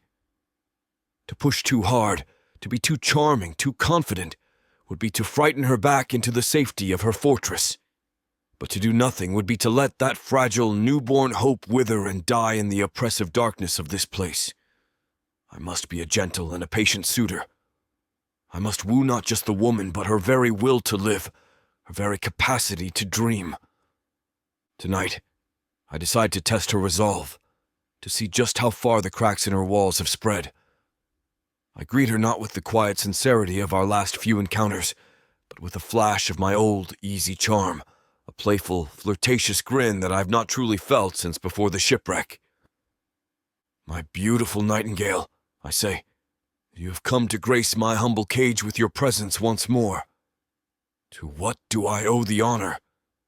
She scoffs at my flirtation, a familiar automatic gesture of dismissal. But it is a half-hearted sound, a shield that is raised a second too late. I see the faint, almost imperceptible blush that dusts her cheeks, the small, involuntary twitch at the corner of her lips that is the ghost of a smile. Her walls are still there, but they are becoming transparent. I can see the beautiful, flustered woman who is hiding behind them. She kneels to tend to my wounds, her movements as efficient and as professional as ever. But there is a new, almost tremulous quality to her touch, a heightened awareness of the proximity between us. As she is rebandaging my arm, I shift my position, a deliberate, calculated movement that causes my hand to brush against hers. The contact is brief, a fleeting warmth of skin against skin, but it is as powerful and as shocking as a bolt of lightning. Hold still, you foolish beast, she scolds. She is so beautifully, wonderfully transparent. And I am utterly, completely, and irrevocably enchanted. She returns to her work, her movements a little jerkier now, her professional calm shattered. I watch her, a soft, fond smile on my own lips. Her blush has not faded. A warm splash of color in this world of gray stone and black iron. She has finished with my arm and moves to check the bandage on my ribs, her face close to my bare chest. My manticore body has healed with a preternatural speed under her expert care. The deep, ugly gashes now clean, healing lines, the bruises faded to a pale yellow. I watch her as she works, and I see her gaze falter. Her focus, usually so sharp and so clinical, wavers. Her eyes, which are supposed to be assessing my wounds, are instead tracing the lines of my muscles, the curve of my shoulder, the hard plane of my chest. She is no longer seeing a patient, she is seeing a man. The realization is a warm, triumphant glow in my own chest. She is not just caring for me, she's beginning to desire me. I lean closer, my own voice a low, gentle, and teasing whisper against her ear. "Careful, healer," I murmur. "If you keep looking at me like that, you will fall for me yet." My words, my gentle, teasing truth, are a spark to a fuse. She flinches back as if I have struck her. The blush on her cheeks, which was a warm, soft thing, now becomes a hot, furious flame. She has been caught. "You are an arrogant, insufferable, and utterly impossible creature," she sputters, her voice a furious, choked thing. She scrambles to her feet, gathering her supplies with clumsy, trembling hands. She will not look at me. She cannot. To do so would be to admit the truth of my words, the truth of her own feelings. She's furious. Not at me, but at herself. She's furious at her own weakness, at the betrayal of her own heart. Without another word, she turns and flees from the cage, her hasty retreat a confirmation of everything I've just seen. I watch her go. Her walls are crumbling. Her fortress is falling, and I will be there to catch her. Chapter 20. Zaria. My duties take me to the master's private gardens, a small, sad patch of cultivated land where he grows the exotic herbs and flowers he uses for his poisons and potions. It is a place I am usually forbidden from entering. But today, a rare and virulent blight is affecting his prized collection of moon orchids, and I, the slave healer, am the only one with the knowledge to treat it. I work in the cloying, humid air of the greenhouse, my hands carefully applying a poultice to the withered leaves, my senses on high alert. The greenhouse is attached to the master's study, and the windows are open to catch the evening breeze. I hear their voices. My master, Lord Malachor, and a visitor, another dark elf whose voice is a smooth, oily purr that makes my skin crawl. They are not speaking of plants. They are speaking of property. They are speaking of Caspian. His vitality is remarkable, the visitor purrs. He has recovered from his wounds with a speed that suggests a powerful life force. My master, the sorcerer, will be most pleased. He has a particular interest in the regenerative capabilities of the manticore species. "He is a proud and foolish beast," Lord Malachor says, his voice a bored, cruel drawl. "But his strength is undeniable.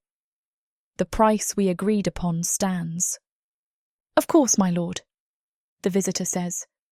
"The sorcerer is prepared to pay handsomely for such a prime specimen for his experiments." The word, experiments, hangs in the air, a promise of a fate so monstrous, so full of a cold, clinical and unending agony that it chills me to the very bone. I finish my work, my hands trembling so badly I can barely hold my tools.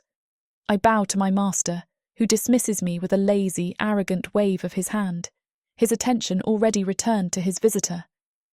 I retreat from the greenhouse, my heart a frantic, terrified bird in my chest. I do not return to my quarters. I flee to a small, hidden alcove in a forgotten corner of the menagerie a place where I know I will not be disturbed. I collapse against the stone wall, the full, horrifying weight of what I have just heard crashing down on me. I have seen the results of a sorcerer's experiments before. I have seen the creatures that are sometimes sold in the dark market, their bodies twisted into unnatural, agonizing shapes, their minds shattered, their spirits extinguished, kept alive only by the foul, dark magic that animates them. It is a fate worse than any quick, clean death in the fighting pits. It is a slow, methodical descent into an endless living hell. The thought of Caspian, so full of life, of charm, of a fierce, unbreakable spirit, being subjected to that, it is a thing I cannot bear. The image of his magnificent, powerful body being dissected, of his brilliant, green eyes being clouded with madness, of his beautiful, defiant spirit being broken on the anvil of a sorcerer's curiosity, is a more terrifying vision. I wrap my arms around myself, a single choked sob escaping my lips. He cannot go to that place. I cannot let him. I rush to his cage, my feet a frantic, silent patter on the stone floor. I am trembling, my mind a chaotic storm of terror and a new, unfamiliar, and utterly ferocious rage. He is awake, and he seems to sense my distress immediately. The usual playful grin is gone from his face, replaced by a look of sharp, sudden concern. "Zaria," he says, "what is it? What has happened?" The words tumble out of me in a ragged, breathless rush. I tell him everything, about the visitor, of the sorcerer, of the sale, about the experiments. I expect to see fear in his eyes, to see his own defiant spirit finally break in the face of such a monstrous, inescapable fate. But he does not show fear. He shows a strange, calm, and almost sad acceptance. "Well, Nightingale," he says, and a small, wry, and utterly heartbreaking smile touches his lips. "I always knew my fate in this place would be one of two things: death or freedom." His calm, his quiet, his unshakable acceptance of his own horrific fate is the final thing that breaks me. All of my carefully constructed walls, all of my pragmatic, cynical defences, all of it comes crashing down. A deep, wrenching sob is torn from my throat, and I collapse against his cage, my body racked with a grief so profound, so absolute, I did not know I was capable of feeling it. I am not just crying for him. I am crying for the beautiful, impossible hope that he has planted in my own barren soul, a hope that is about to be extinguished forever. "No," I whisper, "I cannot lose you." "There is nothing you can do, Zaria," he says. But he is wrong. There is something I can do. In that moment of profound, shattering grief, a new and terrible clarity is born. My own survival, the pragmatic, selfish goal that has guided my every action for 15 years, is no longer the most important variable in my own personal equation. He is, and the thought of my life, of my own continued, miserable survival, without him in the world, is a fate I find I am unwilling to accept. The tears subside. I can be strong. I will not lose him. Chapter 21. Caspian. Her tears are a thing of fire and of rain. I've seen women weep before with delicate, calculated sobs designed to manipulate and persuade. But this is not that. This is the raw, unfiltered grief of a soul that has finally allowed itself to feel, and the sight of it, the sheer, honest vulnerability of it, breaks my own heart. She is crying for me, for my fate, and in her tears I see the truth of what has grown between us. I reach through the bars of my cage, my fingers brushing against her tear-soaked cheek. She does not pull away. She leans into my touch, a small, shuddering sob escaping her lips. My attempts to comfort her are clumsy, my words inadequate.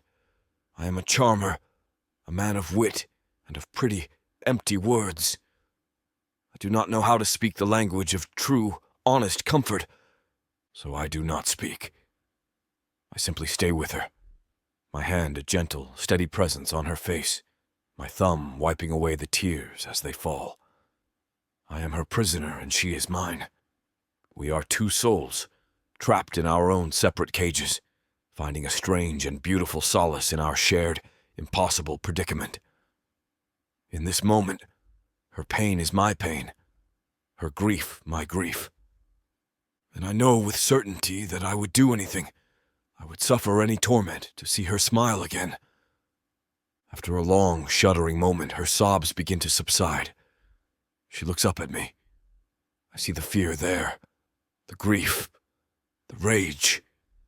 But I also see a new and terrible resolve, a strength that is being forged in the very fire of her own despair. She is not broken. She is being remade. I find my own voice, and the words that come out are not the words of a charmer, but of a man who is speaking the simple, unvarnished truth. Before you came, Zaria, I say, I had accepted this. I had accepted that I would die in this cage.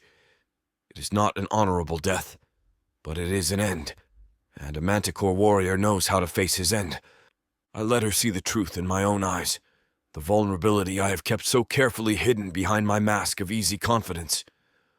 But now, I continue, my voice cracking on the word. Now I find that I do not want to die.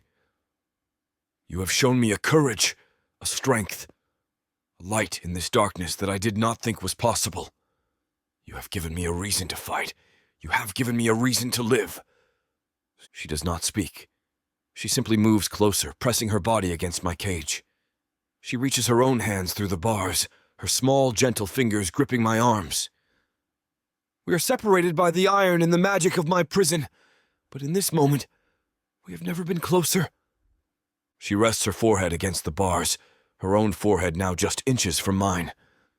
I can feel the warmth of her breath against my skin, see the deep, swirling emotions in her beautiful, golden brown eyes. The bond between us, the thing that has been growing in the shadows of this miserable menagerie, is now a palpable, undeniable force. It is a current of energy, of life, of hope that flows between us, a silent, powerful language that needs no words. I have felt the pull of attraction before. I have played the game of seduction in 100 different royal courts. But this is not that. This is something else entirely. Something deeper, more profound, and infinitely more terrifying. It is the feeling of a soul recognizing its other half. It is the fated, primal, and inescapable truth of the mate bond. And it is the most wonderful and most terrible thing I have ever known. I'm overwhelmed. The need to claim her, to protect her, to make her irrevocably, undeniably mine, is a possessive primal instinct that rises up from the very core of my manticore soul. A force of nature that cannot be reasoned with, cannot be negotiated with, cannot be denied. My own carefully constructed persona, the charming, witty, and always in control Caspian, is completely and utterly consumed by it. I lean forward, my own forehead pressing against the hard iron that separates us. We are so close. I can smell the scent of her skin, the clean, earthy fragrance of the herb she uses. I can see the individual golden flecks in the beautiful brown depths of her eyes. I can feel the frantic, hopeful beat of her heart, a rhythm that seems to match my own. The words are a necessity. They are a truth that must be spoken. They are a claim that must be made. You're mine, Zaria, I whisper. His words. They are a simple, absolute, and unshakable statement of fact. She is mine, and I am hers. And whatever happens next, whatever horrors this dark, cruel world has in store for us, we will face them together. In a world of elves, demons, and liches. What would you choose? Power? Or passion? Would you stab the monster in the back? Or take him to bed? The immersive fantasy audiobook bundle has it all. Go to worldsofprotheka.com to get access. Use code YouTube30 to get an additional 30% off. Protheka's magic is eternal. Audio bundles will make it immersive.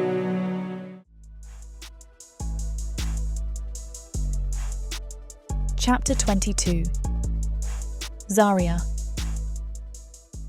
His words, "You're mine, Zaria," are not the possessive claim of a master over a slave.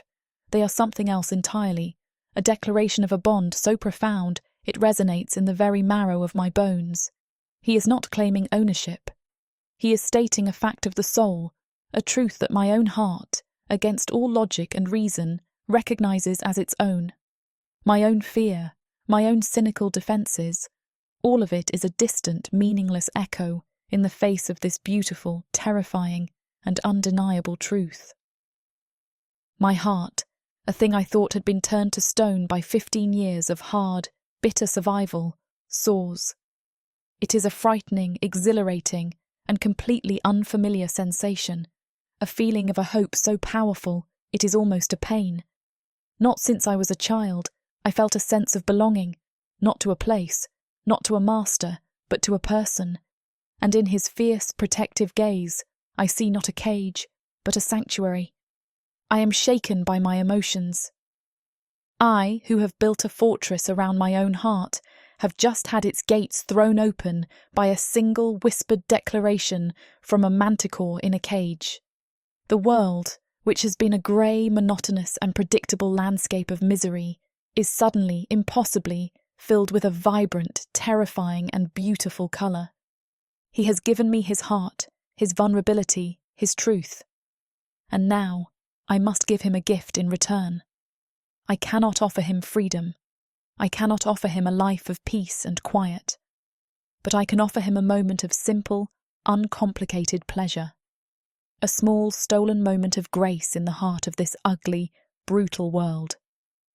I have saved a small portion of the wine I stole from the master's kitchens, a rich, dark vintage that is usually reserved for honoured guests. I had intended to use it to bribe a guard, to gain a small favour, but I now know that it has a much higher and more important purpose.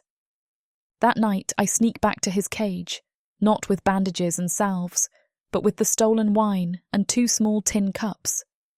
I find him awake, as always, his eyes lighting up with a soft, warm glow when he sees me. I do not speak. I simply pour the wine, passing a cup through the bars to him. He takes it, his gaze never leaving my face, a silent, questioning look in his eyes.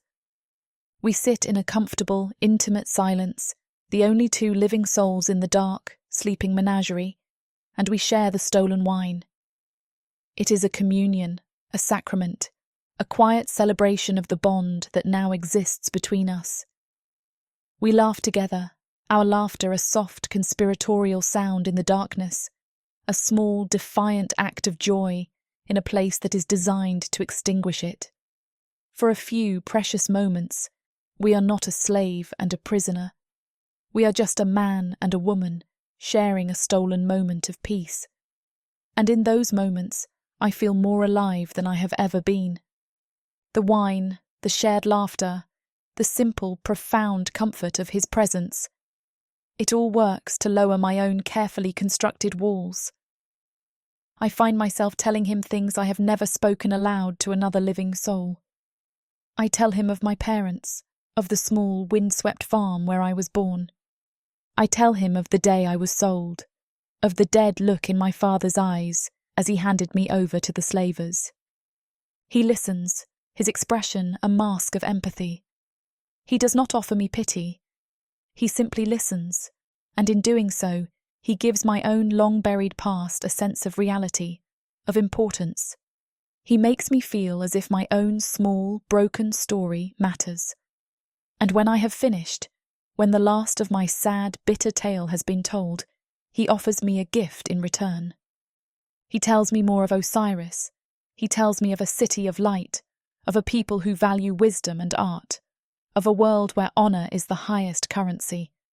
He paints a picture of a life so beautiful, so peaceful, so full of a simple, easy grace that it is almost painful to imagine. And as I listen, a new and dangerous thought begins to take root in my mind. The thought that such a world of freedom and of beauty, might not just be a fairy tale. It might be a place that I, a slave, a thing, could one day see for myself. The last of the wine is gone, and a new, more comfortable silence settles between us. The night is old, and the dawn will soon be upon us. I know I must leave. To be found here, in his cage, sharing a stolen bottle of the master's wine, would be a death sentence for us both. But I find that I am utterly, completely, and irrevocably unable to move. He has done more than just save my life. He has reawakened my soul. He has shown me that a world exists outside of my own personal cage, a world of honour, of love, of a fierce, unyielding hope. He has made me want again, a gift he has given me. I look at his handsome face and know that I cannot live without him. My life, my future, my very reason for being, is now inextricably and beautifully tied to his. The thought of losing him, of him being sold to the sorcerer, is a more terrifying prospect than any punishment the master could devise. I will not let it happen. Chapter 23. Caspian. The wine and the shared quiet intimacy of the previous night have forged a new and powerful alliance between us. But an alliance is not a plan. My body is healing, my strength returning with a speed that surprises even me. The passive, patient waiting for an opportunity is no longer a viable strategy. The sorcerer my master spoke of will not wait forever. The time for observation is over. The time for action has come. I am a warrior. I'm a negotiator. I am a charmer. But I am not a spy. I do not know the layout of this sprawling, dark estate. I do not know the routines of the guards, the weaknesses in the patrols, the secrets of the locks and the wards. But she does. Zaria. She has spent 15 years as a ghost in this machine, a silent, invisible observer who sees everything and is seen by no one. She is the key. She is the architect of our escape. I just have to convince her to draw the plans. That night, when she comes to my cage, I am ready. I have a new strategy.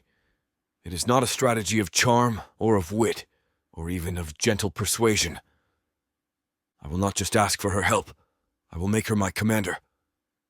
She arrives with a small bowl of savory-smelling broth, a quiet offering of her continued, dangerous care.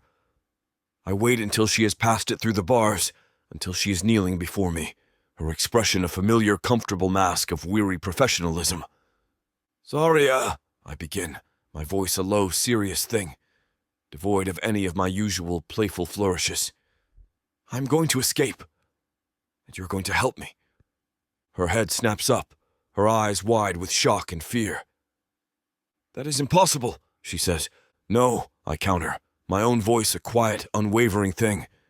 "It is merely difficult. And you are the only one who knows the path." I begin to ask her questions, my tone not of a supplicant, but of a fellow commander in a council of war. "The Orc guards," I say. "What are their patrol schedules? How long is the gap in the watch on the south corridor? The locks on the other cages, are they keyed the same as mine? The outer wall, the one near the waste pits, is it warded?" My questions are a rapid-fire assault of tactical inquiries, a clear and undeniable statement that this is not a dream. This is a plan. My questions, my calm, rational, and terrifyingly serious planning, have a devastating effect on her. She scrambles back from the cage, her hands coming up to cover her mouth as if to hold back a scream. "Stop," she whispers. "You do not know what you are asking." "It is impossible." She begins to speak, her voice a frantic, desperate litany of all the reasons why we will fail. "The walls are warded," she says, her words tumbling over each other. "The guards are brutes, but they are not fools. The master has beasts that can track a man's scent for miles. I've seen them try, Caspian.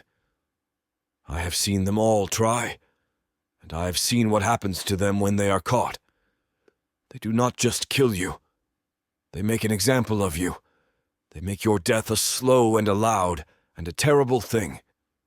Her fear is not an abstract thing. It is a living, breathing monster, a creature born of 15 years of witnessing the brutal, bloody consequences of the very hope I am now trying to give her. And it is the most formidable enemy I have yet faced. I listen patiently, my gaze never leaving her face. I let her speak all of her fears, all of her doubts, all of her terrible, hard-won certainties. I do not dismiss them. I do not argue with them. I simply let them exist in the space between us. And when she is finished, when the last of her desperate, terrified warnings has been spoken, "You are right," I say. "I do not know this place. I do not know its dangers. I am a warrior, Zaria. But in this cage, on this battlefield, I am a blind and a foolish beast. I cannot succeed alone." "But you are not a beast," I continue, my voice a low, fierce, and unwavering thing. "You are a survivor. You are a strategist. You see things I do not. You know things I do not. I may have the strength to break the chains, but you, and only you, have the knowledge to lead us past the hunters." I give her the final, most powerful weapon in my arsenal. "I do not just need your help, Zaria," I say. "I need your command.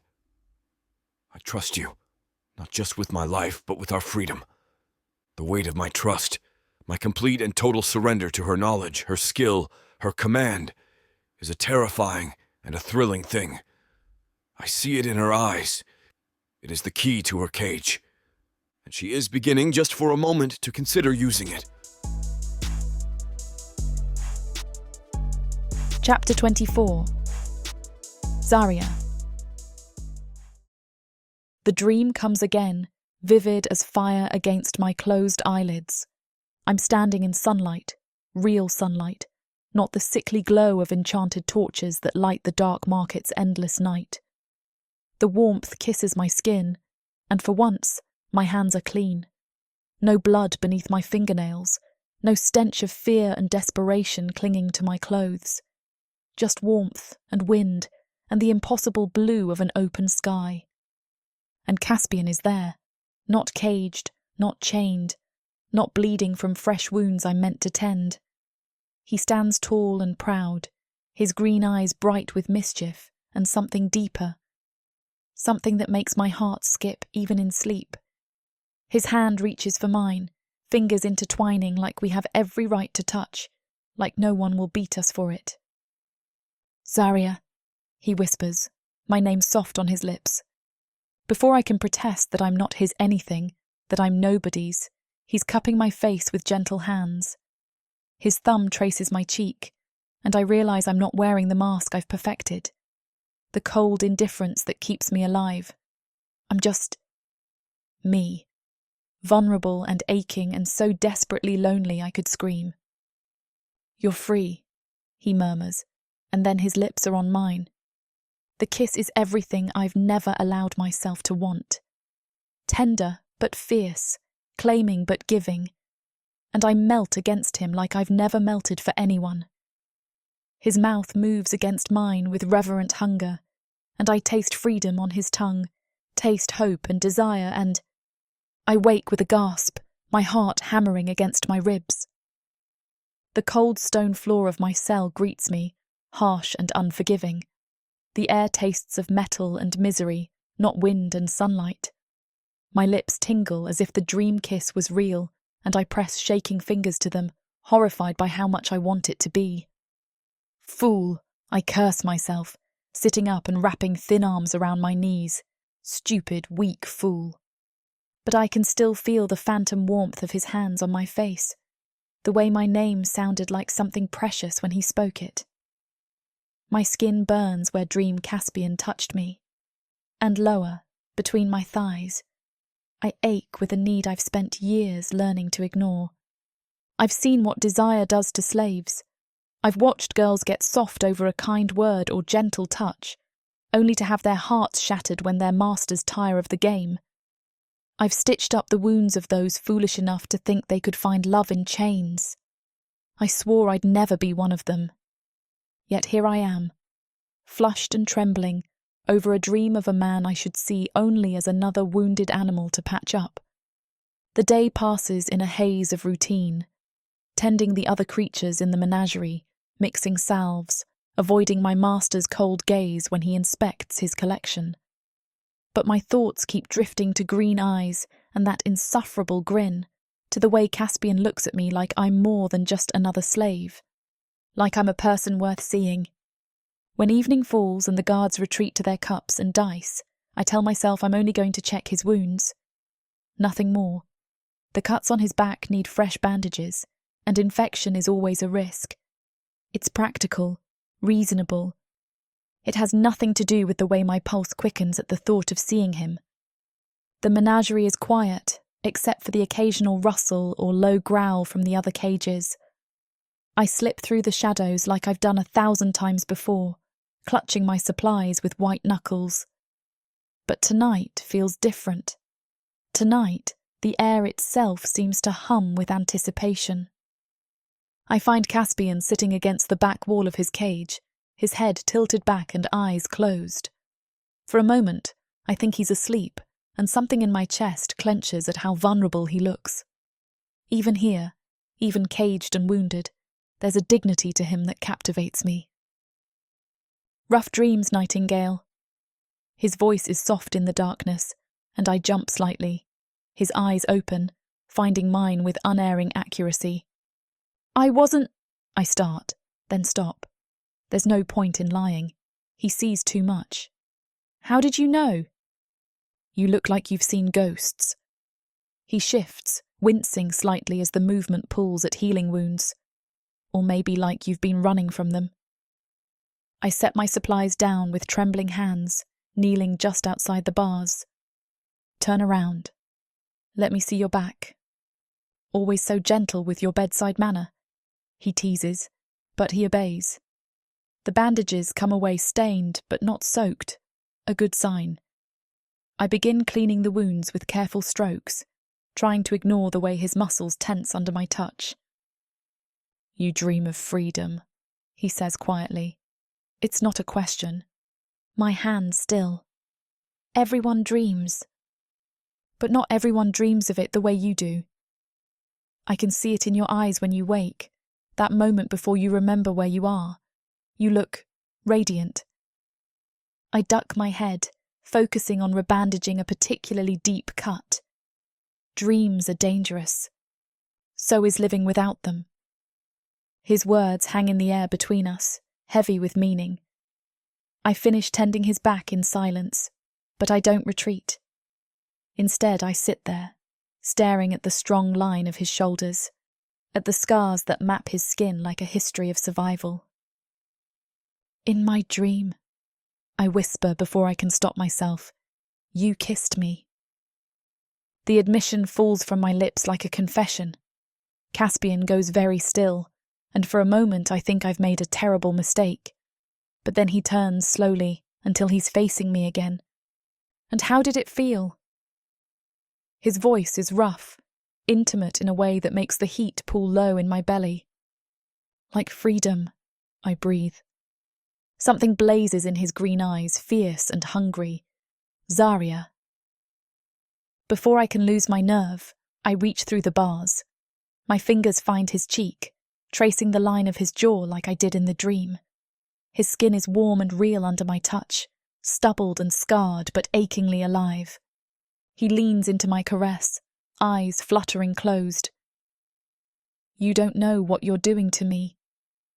I know exactly what I'm doing. The words surprise me with their boldness. When did I become this woman? When did I stop being afraid of wanting?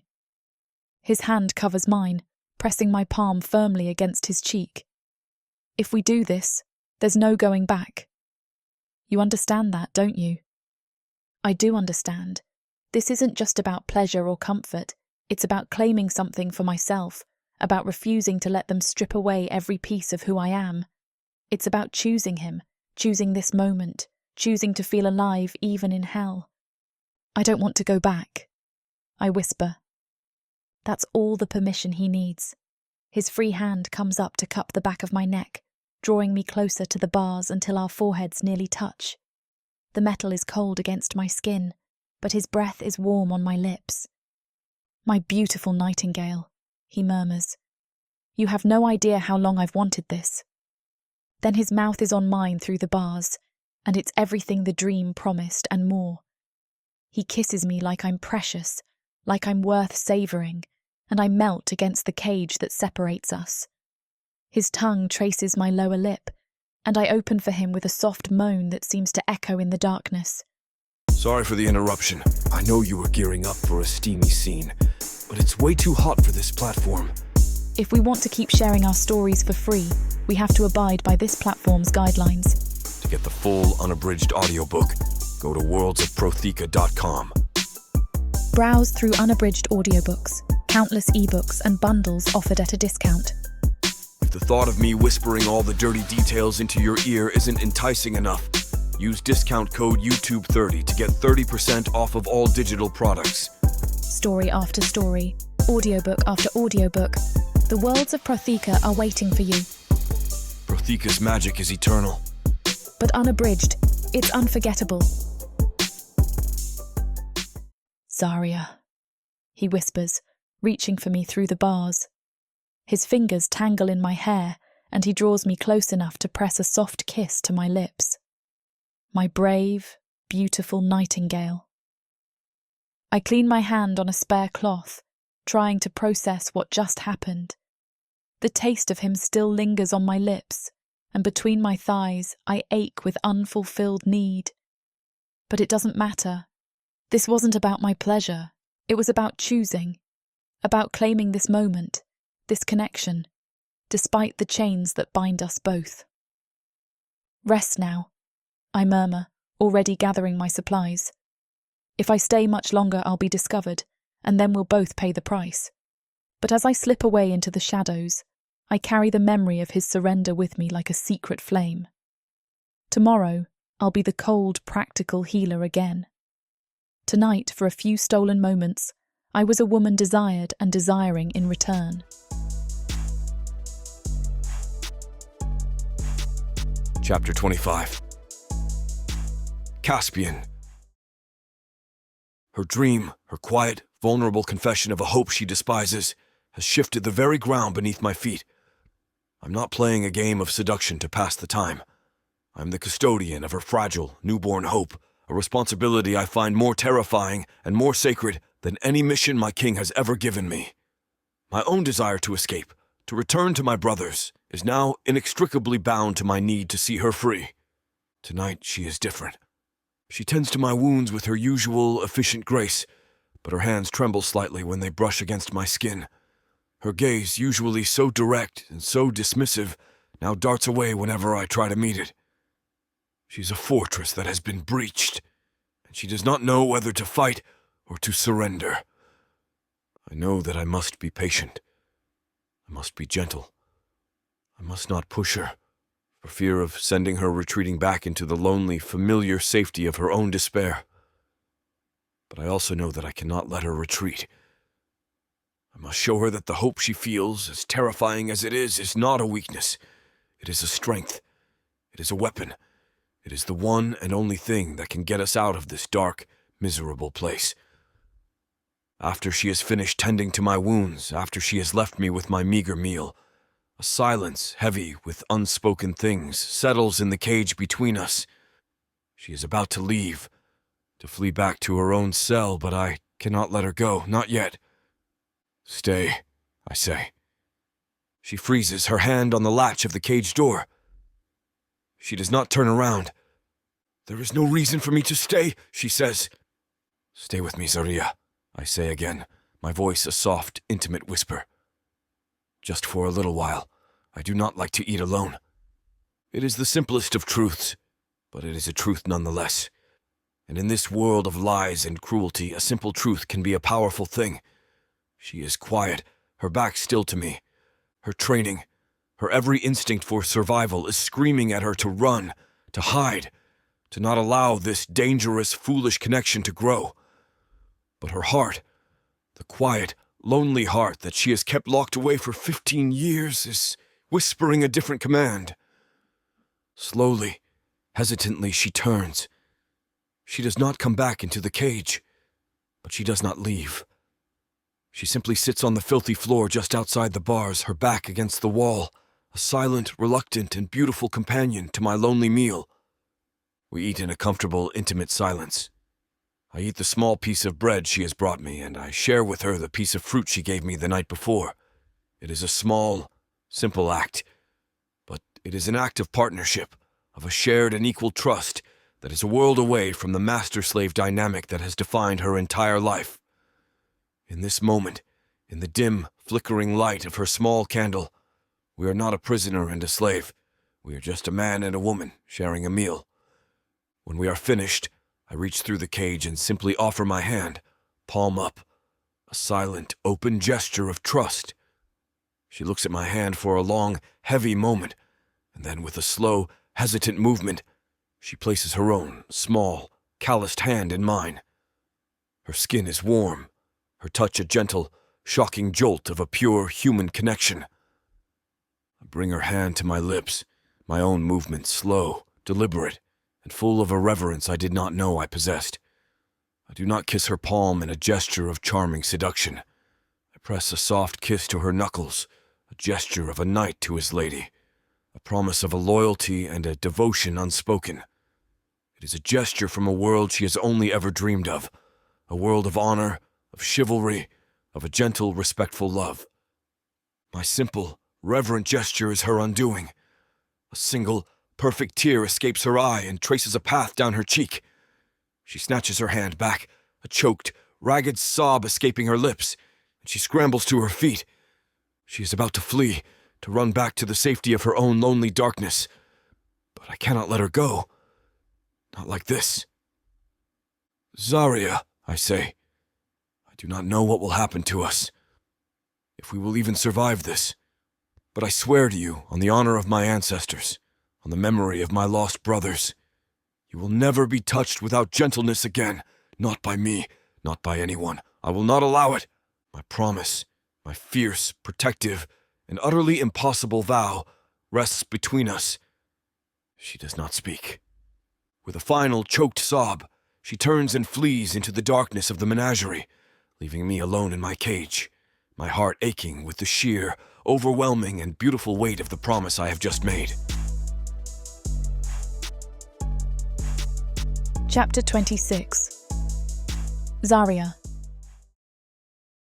His faith in me and our shared future is a terrifying and a beautiful thing. That night, after I have tended to his wounds, a new undeniable desire begins to build within me. He is a prisoner, and I am his jailer, his healer, his only connection to a world outside his cage. The power dynamic is a twisted, complicated thing, but the bond between us, the raw, undeniable pull of two souls who have recognized each other in the darkness, is a far more powerful force. I know it is madness. I know it is a risk that could get us both killed. But I cannot stay away. After the rest of the menagerie has fallen into its miserable, restless slumber, I find myself drawn back to his cage, a small, stolen skin of wine clutched in my hand. He is awake, as I knew he would be, and he watches me with a quiet, knowing intensity as I approach. I do not speak. I simply sit on the floor before his cage, a silent offering of my own presence. He moves to the front of the cage, his massive body a dark, powerful silhouette against the gloom. We may be separated, but I press my forehead against the bars, and he mirrors the action, his own forehead resting against the iron on the other side. We are two prisoners, finding a strange and a beautiful and a terrible kind of solace in our shared cage. The silence between us is thick with 1,000 unspoken words, with a desire so profound it is a physical ache in my chest. He moves his hand through the bars, his fingers gently tracing the line of my jaw. His touch is a fire, a jolt of a pure energy that chases away the restlessness in my bones. I am a slave. My body has never been my own. It has been a tool for my master, a vessel of labour and of pain. But in this moment, with his gentle, worshipful touch, I feel a sense of ownership, of agency, that I have never known. This is my choice. This is my desire, liberating and powerful. beyond this cell. He kisses me through the bars, his lips a soft, tender exploration that speaks of a deep and a consuming and a reverent love. I respond with a desperate, hungry passion of my own, my hands coming up to grip the bars between us. He pulls back, his breath coming in harsh gasps. "Zaria," he whispers, his voice a raw, broken thing. "This is madness." "I know," I whisper back, my own voice a trembling, desperate thing. We both know that this is a dangerous, foolish, and a reckless act. But we are both beyond the point of reason. We are two souls who have been starved of a gentle, loving touch for far too long, and we are finding our own desperate and beautiful way to feed each other. Afterward, we simply hold hands through the bars, our fingers laced together, a small, simple, and a profound connection. He does not speak. He does not have to. His touch is a silent promise. I will free you. I make a silent vow of my own. No, I think, a fierce, determined, and beautiful hope blooming in my own heart. I will free you. Chapter 27. Caspian. I do not feel like a prisoner. I feel whole. She is still asleep, her breathing a soft, even rhythm against my chest. She has a quiet, trusting serenity that I know is a rare and precious gift. Her thick, coiled hair is a soft cascade against my skin, and the clean, earthy scent of her is a more intoxicating perfume. I've spent my entire life surrounded by beauty, by riches, by power, but I have never felt a sense of wealth as profound as I do in this moment, in this filthy cage, with this brave, cynical, and utterly magnificent woman in my arms. The charmer in me, the part that has always viewed the world as a grand, amusing game, is silent. He has no place here. In his place is a manticore, who has found the other half of his soul in the most unlikely of places. My mission, my brothers, my own survival, they are all still critical, vital pieces of the puzzle. But I know now, with an absolute and unshakable certainty, that she is the piece that holds all the others together. She stirs in my arms, a soft, sleepy murmur escaping her lips. Then her gaze finds mine, and the fear is replaced by a soft, dawning and beautiful recognition.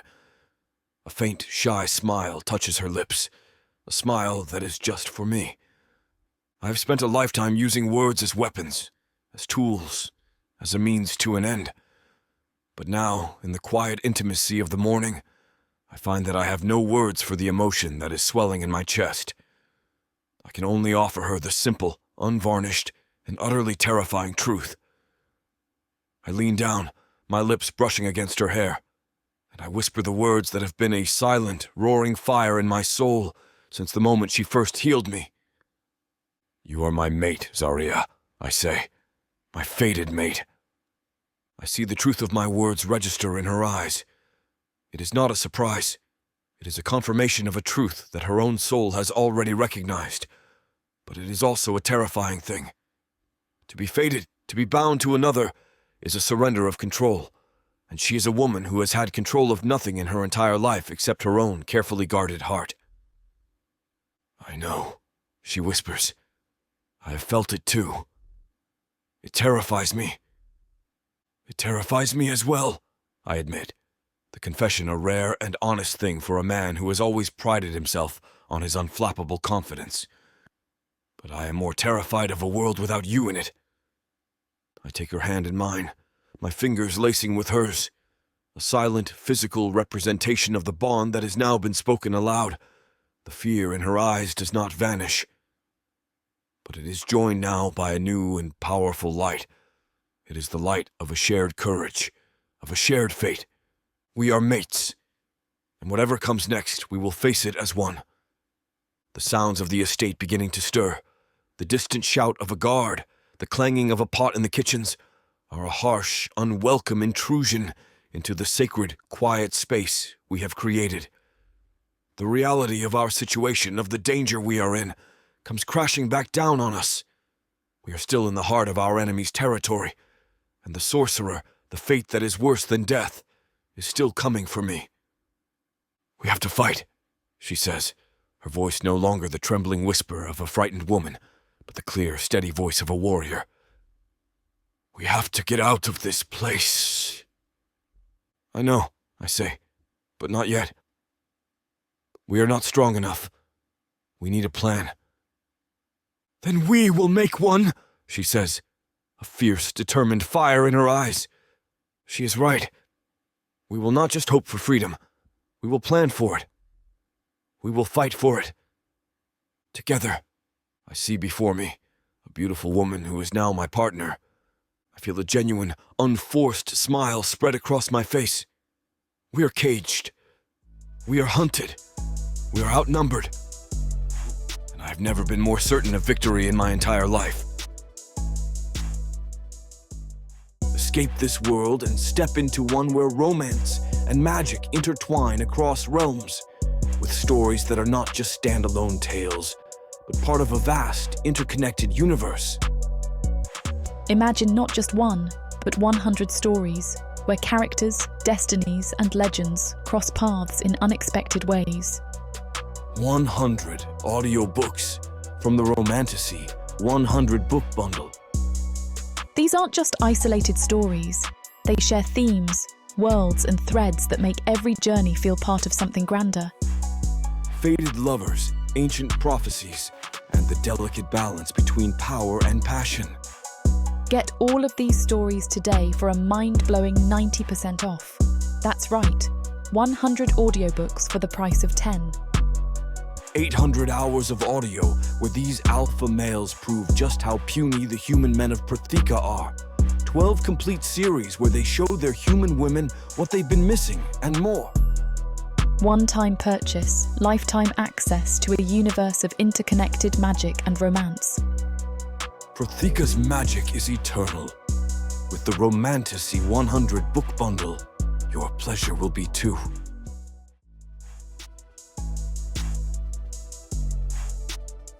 Chapter 28. Zaria. The voices drift through the thin walls of my master's study, like poison seeping into water. I press myself against the cold stone, balancing the tray of wine and fruit I'm meant to deliver, my heart hammering against my ribs as Lord Kaelin's cultured tones weave through the air. The sorcerer Vexthul has confirmed his interest, he says, and I can hear the satisfaction dripping from every word. 3,000 gold for the manticore, delivered within the 10-day. My blood turns to ice. The goblet on my tray rattles as my hands begin to shake, and I bite down hard on my tongue to keep from gasping aloud. 3,000 gold. For Caspian. A fine price for a beast, comes another voice, Kaelin's steward, Wrath, his words oily with approval. Though I confess, my lord, I shall miss the creature's spirit. It's been entertaining watching you break him. Kaelin's laugh is cold as winter steel. Oh, I haven't broken him, Wrath. That's precisely why Vexthul wants him. Apparently, manticore essence retains more potency when harvested from a living spirited specimen. The sorcerer intends to bleed him slowly, extract every drop of power before the beast finally expires. The tray slips from my nerveless fingers, and only pure instinct allows me to catch it before it crashes to the floor. The sound of my own breathing seems impossibly loud in the corridor, and I have to cover my mouth with my free hand to muffle the sob that threatens to escape. Harvest his essence, bleed him slowly. The words echo in my skull like a death knell. I've seen what the sorcerers do to magical creatures, the drained husks they leave behind, empty shells that were once proud living beings. The thought of Caspian suffering that fate, of his brilliant green eyes growing dull and lifeless as they drain away everything that makes him him. I flee down the corridor before I can hear any more, my feet silent on the stone despite the chaos screaming through my mind. In my small cell, I set the tray aside with mechanical precision and sink onto my narrow cot, staring at the wall as the full horror of what I've learned crashes over me. 3 days, maybe 4 at most, given how long it takes to arrange transport. That's all the time we have. We. When did I start thinking in terms of we? When did his fate become so intertwined with mine that the thought of losing him feels like dying? I know exactly when. It was 3 nights ago, when I touched him through those cursed bars and watched him come undone beneath my hands. When he whispered my name like a prayer and looked at me as if I hung the very stars. In that moment, something fundamental shifted inside me. Some wall I'd built around my heart crumbled to dust. I love him. The realization hits me like a physical blow, stealing what little breath I have left. I love this impossible, charming, stubborn man who makes me laugh despite our circumstances, who sees strength in me when I can barely see worth, who calls me his nightingale and makes me believe, for stolen moments, that I could actually fly. And they're going to kill him. Slowly, agonizingly, until there's nothing left but an empty shell. Number. The word tears itself from my throat, low and fierce. No, I won't let that happen. I can't. The thought of a world without Caspian's laughter, without his infuriating grin and gentle hands, is unbearable. But what can I do? I'm one slave against an entire household of guards and wards and... Stop. I force myself to breathe, to think. Panic will save no one. If I'm going to do this, and God's help me, I am going to do this. I need to be smart about it. I've spent years in this house. I know every corridor, every guard rotation, every weakness in Kaelin's defences. I know which servants can be bribed and which are loyal unto death. I know where the keys are kept, which exits are watched, and which are forgotten. For the first time in my life, my intimate knowledge of this prison might actually be useful. I wait until the house settles into its evening rhythm before I begin to move. Years of invisibility serve me well. Servants look through me. Guards dismiss me as harmless, and the other slaves are too wrapped up in their own survival to pay attention to mine. My first stop is the kitchens, where I slip a sleeping draught into the guard rotation's evening ale. Nothing fatal. I may be planning an escape, but I'm not a killer. Just enough to ensure they'll be sluggish and inattentive when the time comes. Next, I make my way to Rath's chambers. The steward keeps a set of master keys in a locked drawer beside his bed, and after years of cleaning his rooms, I know exactly where he hides the key to that drawer. My hands shake as I work the lock, every small sound seeming thunderous in the silence. But fortune favours me tonight. The keys slide into my palm like they belong there. I take only 2, the one for the menagerie and the one for the servants' gate. Any more, and their absence might be noticed. Maps are harder. Kaelin keeps detailed charts of the city and surrounding lands in his study, but that room is warded against intrusion. Instead, I make my way to the stables, where the grooms keep rough sketches of local roads for supply runs. I memorise what I can, and steal a small piece of parchment with the main thoroughfares marked. Supplies come last, and they're the most dangerous to acquire. Food I can manage, a few extra rolls here, some dried meat there, a skin of water that won't be missed until morning. But weapons. I pause outside the armoury, my stolen keys heavy in my palm. The guard posted here is one of the ones who drank the drugged ale, and his head is already nodding as he fights against the sleeping draught. Still, if he catches me... Caspian's green eyes, growing dull and lifeless. That image gives me the courage I need. I slip past the drowsing guard and into the armoury, where rows of swords and daggers gleam in the torchlight. I take the smallest blade I can find, something I can hide beneath my robes, and a length of rope that might prove useful. By the time I make my way back to my cell, false dawn is beginning to creep across the sky. I hide my stolen treasures beneath my mattress and lay down fully clothed, every nerve singing with adrenaline and terror. 3 days, maybe less. I close my eyes and try to plan, but my thoughts keep circling back to the same impossible truth. I'm going to try to free a manticore from one of the most secure compounds in the dark market. Me, a broken slave who hasn't stepped outside these walls in 6 years. It should be suicide. It probably is suicide. But as I drift toward an uneasy sleep, I think of Caspian's hands gentle on my face, of the way he says my name like it means something precious. I think of his unwavering belief that freedom exists, even here in this place where hope goes to die. Maybe he's right. Maybe I am stronger than I know. I have to be, because the alternative, watching them drag him away to a fate worse than death, is unthinkable. When I wake a few hours later, something has changed. The crushing weight of despair that has lived in my chest for so long has lifted, replaced by something I haven't felt in years. Purpose. Determination burns through my veins like fire, steadying my hands as I dress and burning away the last traces of doubt. I am going to save him. I am going to save us both. And for the first time since I was dragged from my childhood home in chains, I actually believe it's possible. The day passes in a blur of routine tasks performed on pure instinct.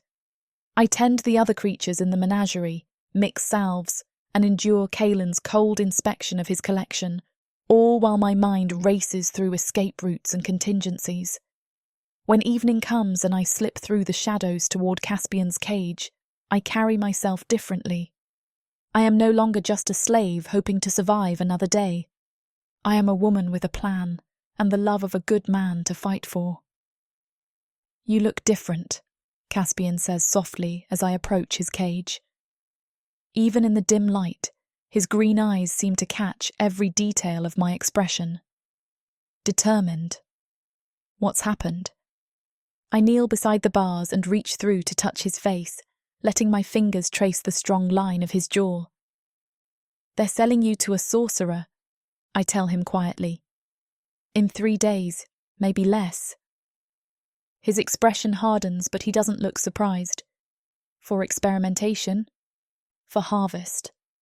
They plan to drain your essence slowly, keep you alive as long as possible to maximize what they can extract. The words taste like ash in my mouth. Caspian closes his eyes briefly, and when he opens them again, they're resigned but not defeated. Then we don't have much time. No, I agree, letting my hand slide down to rest over his heart. We don't. But Caspian. I lean closer until our faces are inches apart through the bars. I have a plan. Something blazes to life in his gaze. Hope, fierce and bright. Tell me.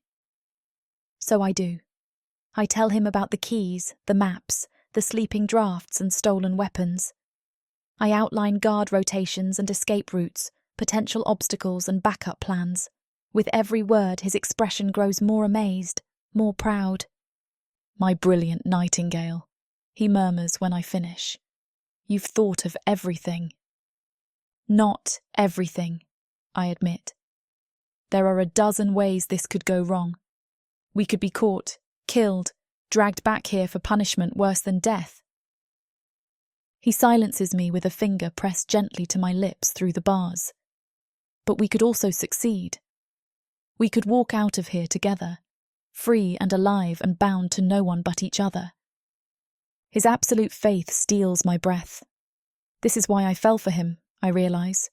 Not just his charm or his handsome face, but this. His unshakable belief in the impossible, his refusal to surrender even when defeat seems certain. Are you afraid? I whisper. Terrified, he admits with that crooked grin I've come to love. But not of dying, Nightingale. I'm afraid of not trying, of letting them take me without a fight, of never knowing what we could have been if we'd been brave enough to reach for it. I nod, understanding perfectly.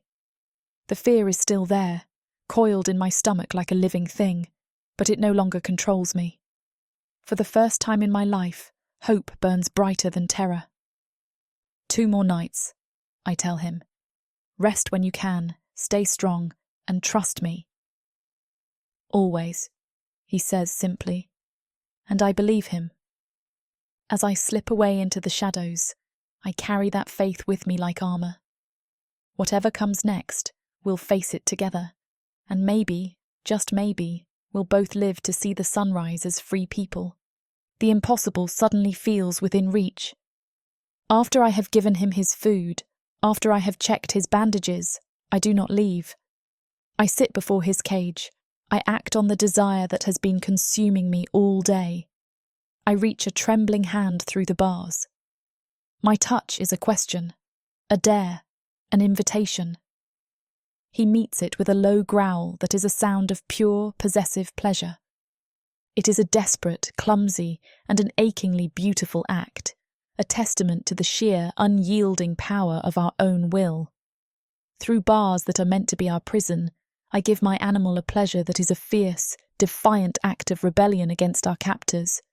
And in his shuddering, grateful release, in the quiet, breathless aftermath, a new and a profound clarity settles in my soul.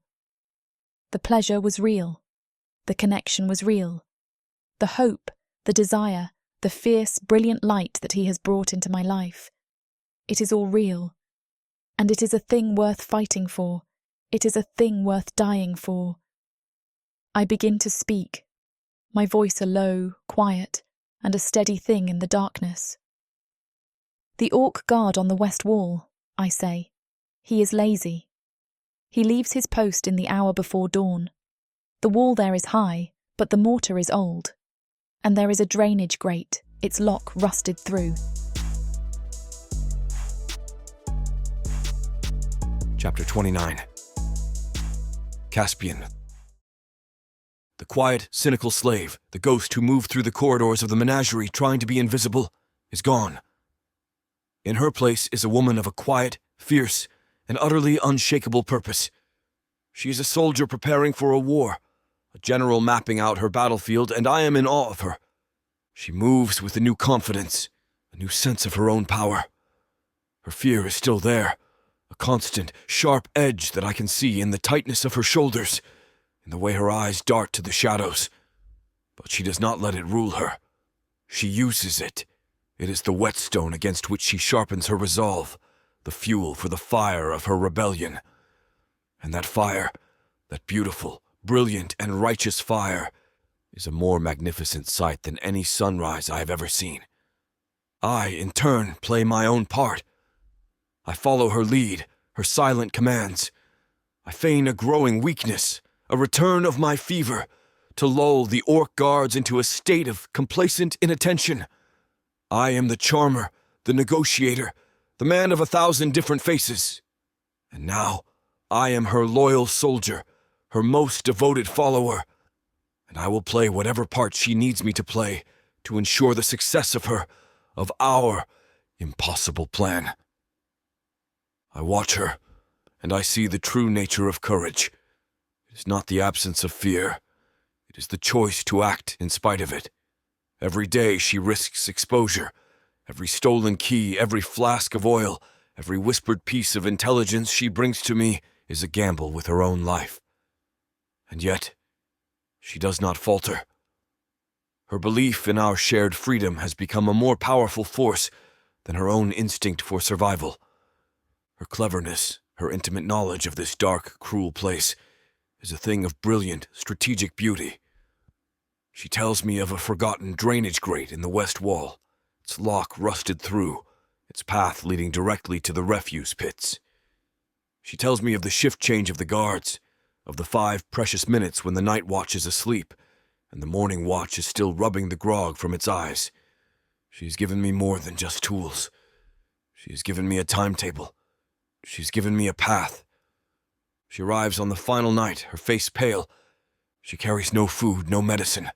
She carries only a single, heavy iron key, the master key to the menagerie, a thing she has risked everything to acquire. She does not speak. The key is her declaration. Tonight is the night. I'm simply a passenger on the ship of her courage. She has done this. She has faced her own deepest fears, her own lifetime of despair, and she has chosen to fight. She has chosen to believe in the impossible. She has chosen to believe in me. I praise her cleverness, her courage, the sheer brilliant audacity of her plan. I tell her that she is the true strategist, the true commander in this war. A faint, beautiful blush colors her cheeks, a small shy smile touching her lips. She's so unused to pride, so unaccustomed to the feeling of her own power. And in that moment, my love for her is a fierce, protective, and all-consuming thing. I tell her that she deserves this. She deserves her freedom. She deserves a life of quiet and of beauty. I tell her that she deserves it, even without me. The words are a test, a final, necessary question. I need to know that she is fighting not just for me, but for herself. She looks at me, and the last of her fear, the last of her doubt, seems to fall away, replaced by a simple, unshakable, and utterly beautiful certainty. "I will not leave without you," she whispers. And in that moment, I know that we will succeed. Our plan is a desperate, foolish, and beautiful thing, a fragile web of maybes and what-ifs. But it is a plan that is built on a foundation of something far more powerful than any strategy, any tactic. It is a plan that is built on a shared hope, a shared courage, and a shared and an unbreakable love. And against such a force, not even the walls of this dark, miserable place can stand. Chapter 30. Zaria. The plan is a fragile, terrifying thing, a web of stolen moments and calculated risks. My days are no longer my own. They belong to the escape. Every moment I am not tending to the beasts. I am a spy in my own home, my mind a relentless engine of observation. I no longer just see the guards. I see their habits. I see that the orc on the west wall, Gorza, always takes an extra long break in the hour before dawn, slipping away to the kitchens to steal a piece of roasted meat. I see that the 2 dark elves who guard the main gate are arrogant and easily distracted by the comings and goings of the merchants in the outer courtyard. This knowledge, once just the useless passive observations of a powerless slave, has become my greatest weapon. At night, in the relative safety of Caspian's cage, we weave this knowledge into a plan.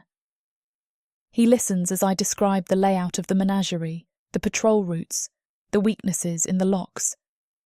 He is the warrior, the one who will fight. But I am the architect. I am drawing the map to our freedom.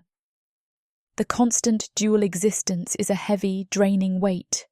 By day, I am the meek, invisible slave, my head bowed, my eyes downcast. By night, I am a co-conspirator, a rebel, a woman who is actively plotting the downfall of her master. The strain of it is a constant, low-grade fever in my blood, a fraying of my nerves that leaves me trembling and exhausted. My hope is a fragile, beautiful thing, but it is a hope that is steeped in a new and profound terror. The terror of having something to lose. The fear is a constant companion. Every stolen key, every whispered conversation through, is a gamble with our lives. I find myself starting at every unexpected sound, every unfamiliar footstep in the corridor. The orc overseer seems to watch me with a new, suspicious intensity, his black, piggy eyes lingering on me for a moment too long. Perhaps it is my own guilt that is making me paranoid, or if he truly suspects something, the uncertainty is a torment. One evening, as I am returning to my quarters, he stops me. My heart freezes in my chest, a block of pure, cold ice. He grunts, his foul breath washing over me. "The master is displeased with the manticore's recovery," he says. He finds its returning spirit irritating. He is considering moving up the date of the sale. The words are a veiled threat, a casual display of his own power over our lives, but they are also a devastating blow to our carefully constructed timeline. We do not have weeks. We may only have days. The news sends a fresh wave of panic through me, and it must show on my face, because a cruel, satisfied smile spreads across the orc's ugly features. He has seen my fear. He has seen that I care, and he will use it against me. That night with Caspian, I am a trembling, fraying mess.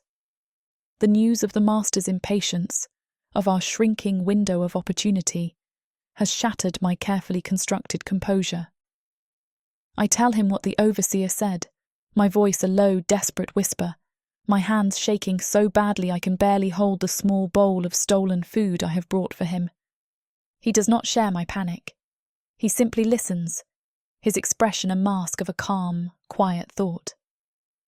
"Zaria," he says, "look at me." I lift my head, my eyes meeting his. "They will not take me," he says. "We will succeed. I promise you." His faith in me, in our plan, is so absolute, so unwavering. He is not afraid, and with him, I do not have to be either. His quiet, confident promise is a balm to my frayed nerves. The panic recedes, replaced by a new, cold and hard determination. The fear is a constant, sharp edge. But it no longer controls me. I am the master of it. I will use it. I will let it sharpen my senses, focus my mind. The love that has grown between us in this dark, hopeless place is no longer a fragile, secret thing. It is a weapon. It is a suit of armour. It is a fierce, unwavering and shared devotion to a single, all-consuming purpose: our freedom. The thought of losing him, of him being dragged away to the sorcerer's laboratory, is a more powerful motivator than any fear of my own punishment. The thought of a life without him, of a return to the grey, empty, and hopeless existence I had before he came, is a fate I am no longer willing to accept. He has reawakened my soul, and I will not let it be extinguished again. My resolve, which had wavered under the weight of my own terror, is now a thing of forged steel. We do not have weeks. We have days, and we will not waste a single one of them. I see the steady love in his eyes, and I give him a single, sharp, and determined nod, no longer a frightened slave, hoping for a miracle.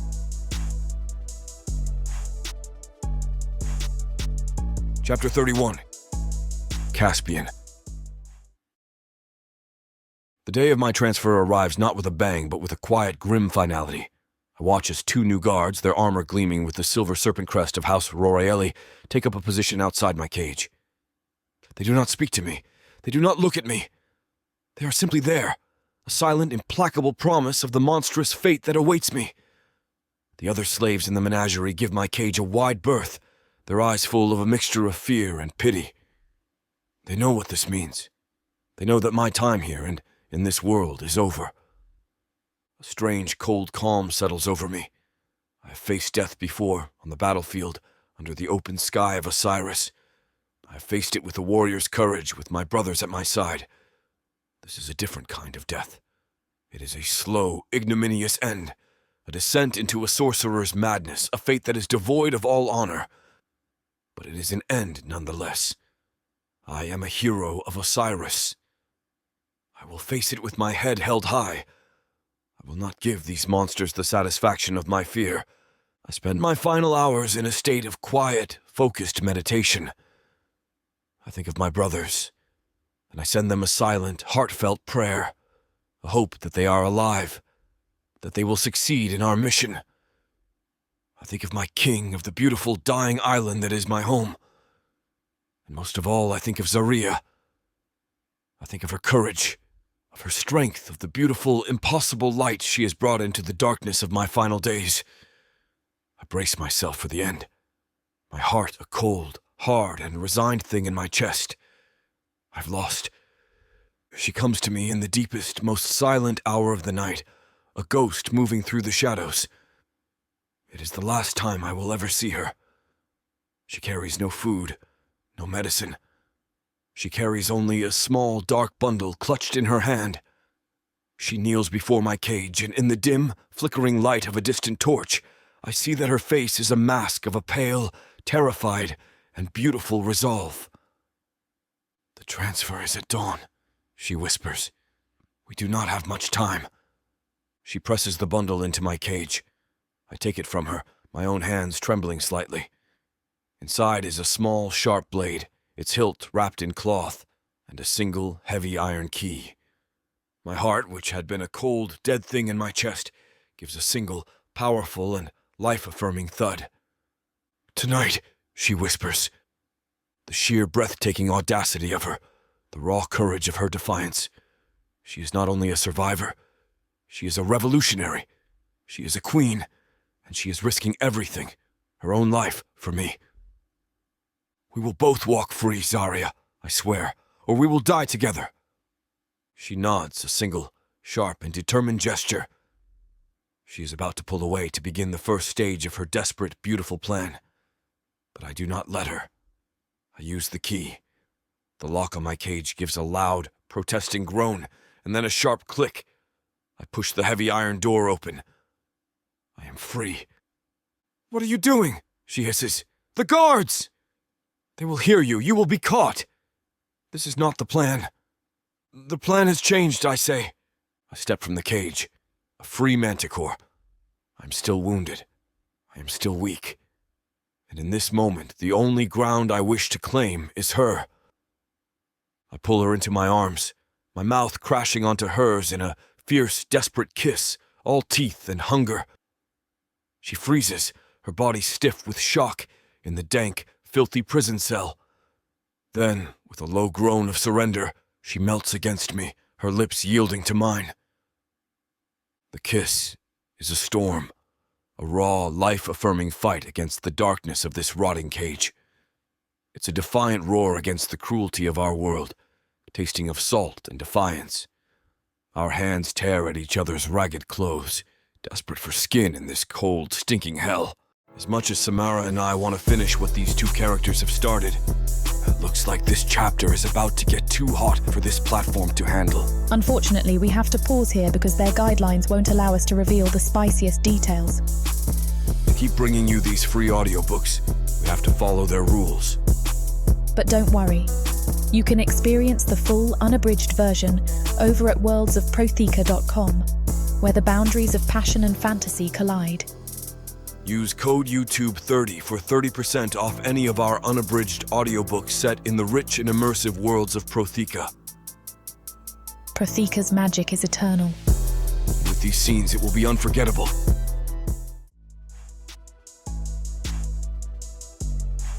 Chapter 32. Zaria. The final stolen hour before dawn is a breathless, terrifying thing. After our desperate, beautiful union in the cage, a new and profound silence settles between us. It is the quiet of two soldiers before a battle, a shared, unspoken understanding of the violence that is to come. There are no more words to be said. All that is left is the plan.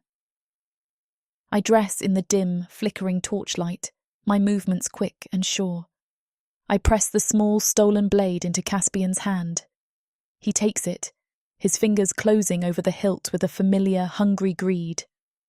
The warrior has his weapon. I have mine. A small clay pot filled with flammable lamp oil and a single precious piece of flint and steel. The guards on the east wall are the laziest, I whisper. Their post is nearest the kitchens. The smell of the morning's baking bread makes them careless. That is where I will set the fire. It will be the largest, most obvious distraction.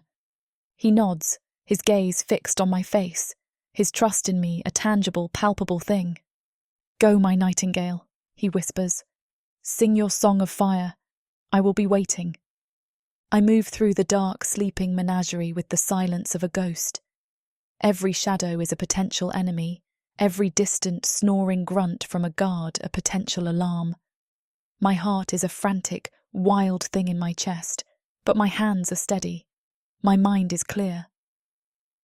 I reach the east wall, my senses on high alert. The two orc guards are exactly where I knew they would be, their backs to the menagerie, their faces turned toward the distant, tantalizing smells of the kitchens, their conversation a low, lazy rumble. They are bored, they are complacent, and they are about to have a very bad morning. I slip into a deep, shadowy alcove directly beneath their post, my movements as silent as the falling ash. I unstopper the clay pot of oil and begin to pour its contents over a large, dry pile of discarded straw and old, rotting feed sacks. The smell of the oil is a promise of the chaos to come.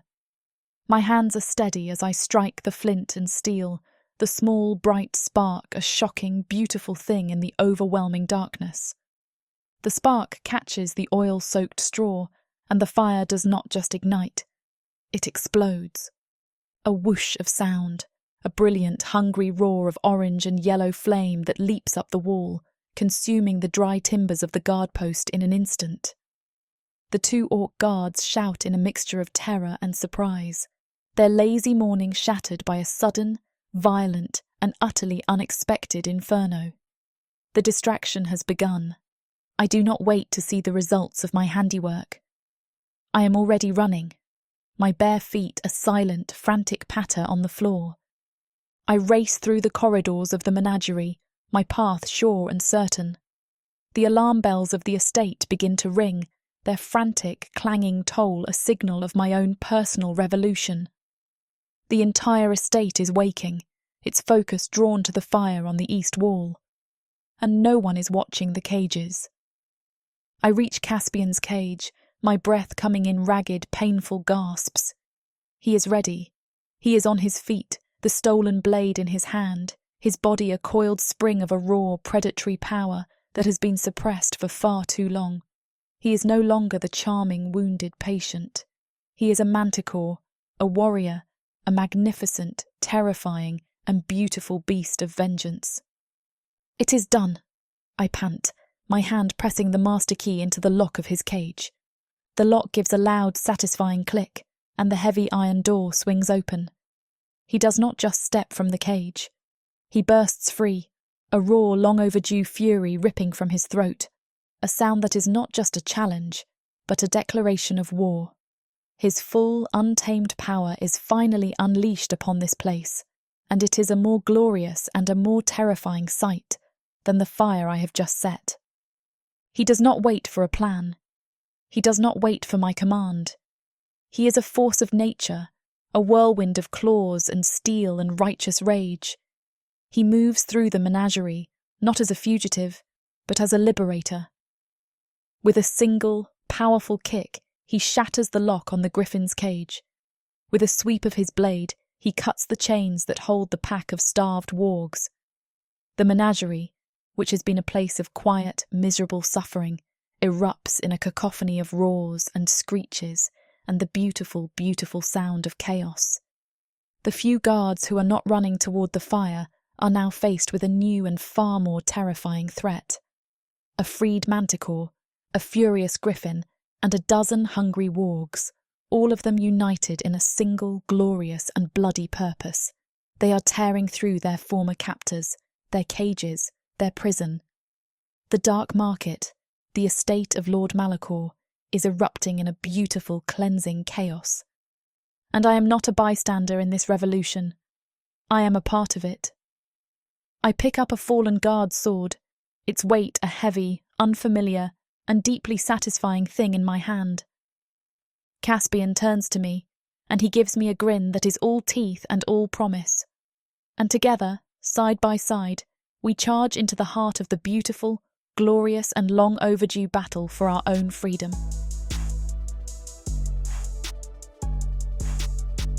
Chapter 33. Caspian. Freedom. It is a glorious, intoxicating, and utterly savage thing. The moment I burst from that cage, the moment my muscles remembered what it was to truly move, to fight as a warrior, a part of my soul that had been dormant and dying roared back to life. No! Zaria's voice cuts through the chaos like a blade, fierce and commanding as she throws open the cages of the other creatures. All of you, fight for your freedom! The menagerie erupts in a symphony of beautiful, beautiful chaos. The screech of the freed griffin, the hungry snarls of the wargs, the terrified screams of the orc guards.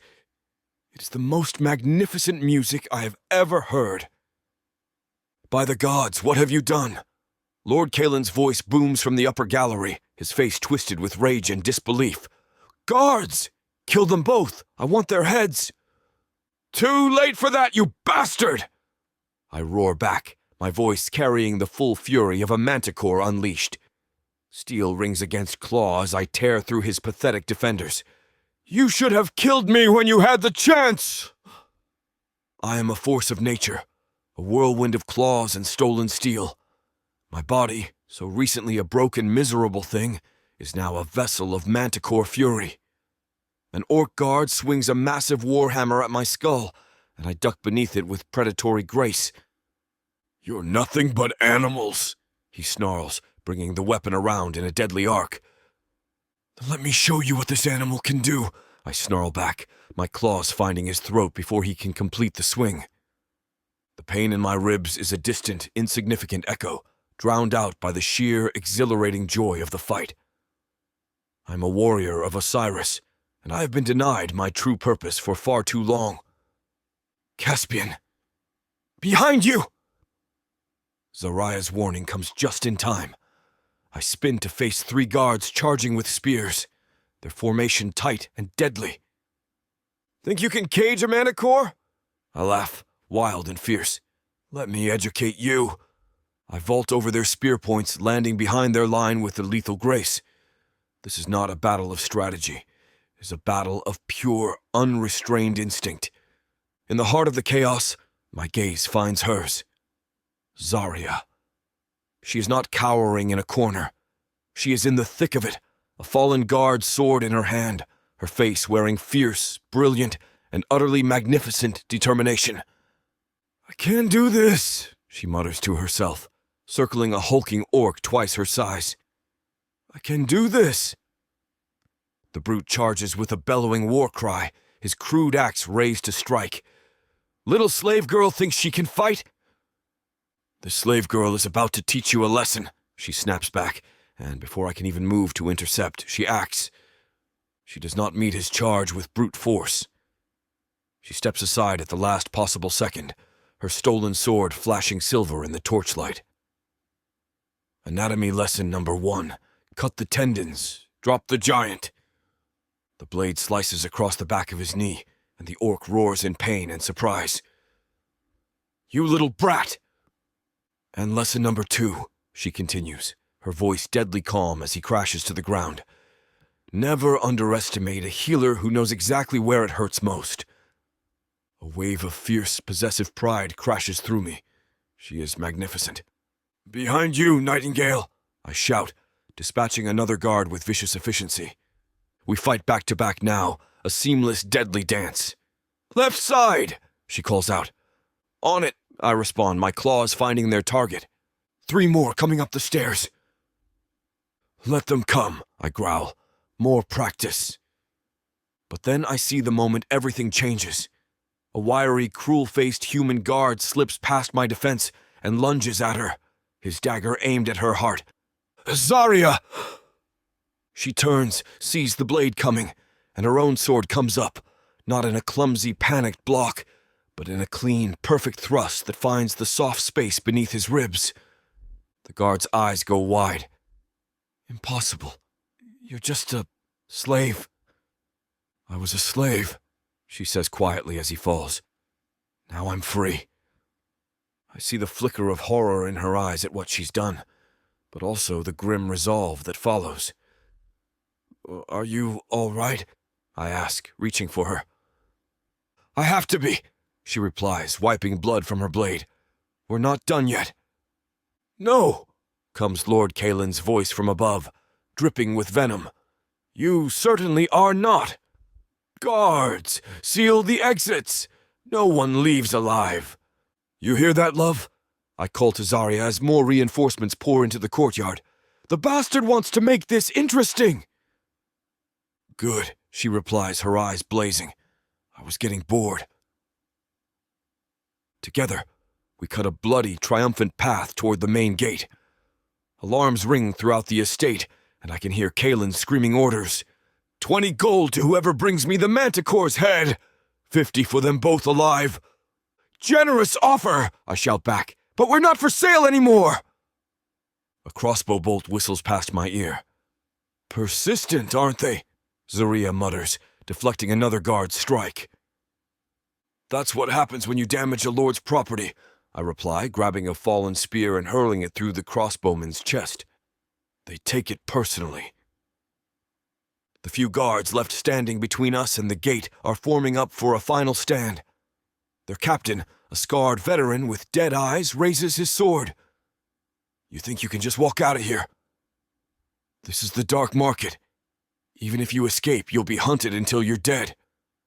"Then we'll die free," Zaria says simply. "That's still better than living in chains." "Brave words for a dead woman." "Last words for a dead man," I correct, then surge forward.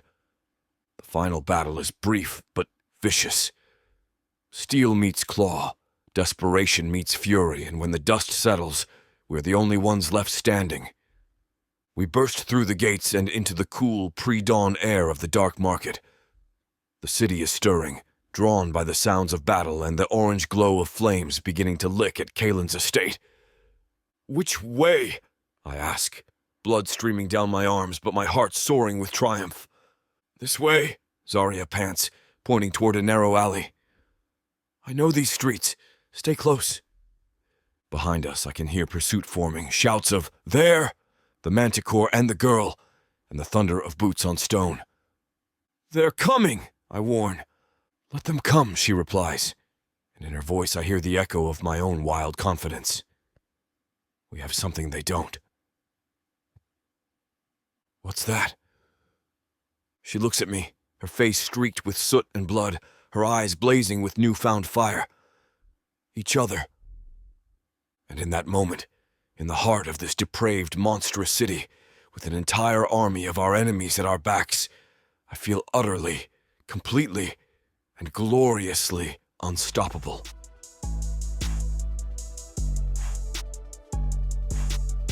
Chapter 34. Zaria. We are running. The chaotic, beautiful symphony of our rebellion is at our backs, and the dark, twisting alleys of the dark market are before us. My heart is a frantic, wild thing in my chest. I have spent 15 years learning the secret geography of this depraved city, the forgotten pathways, the hidden bolt holes, the routes that are not on any map.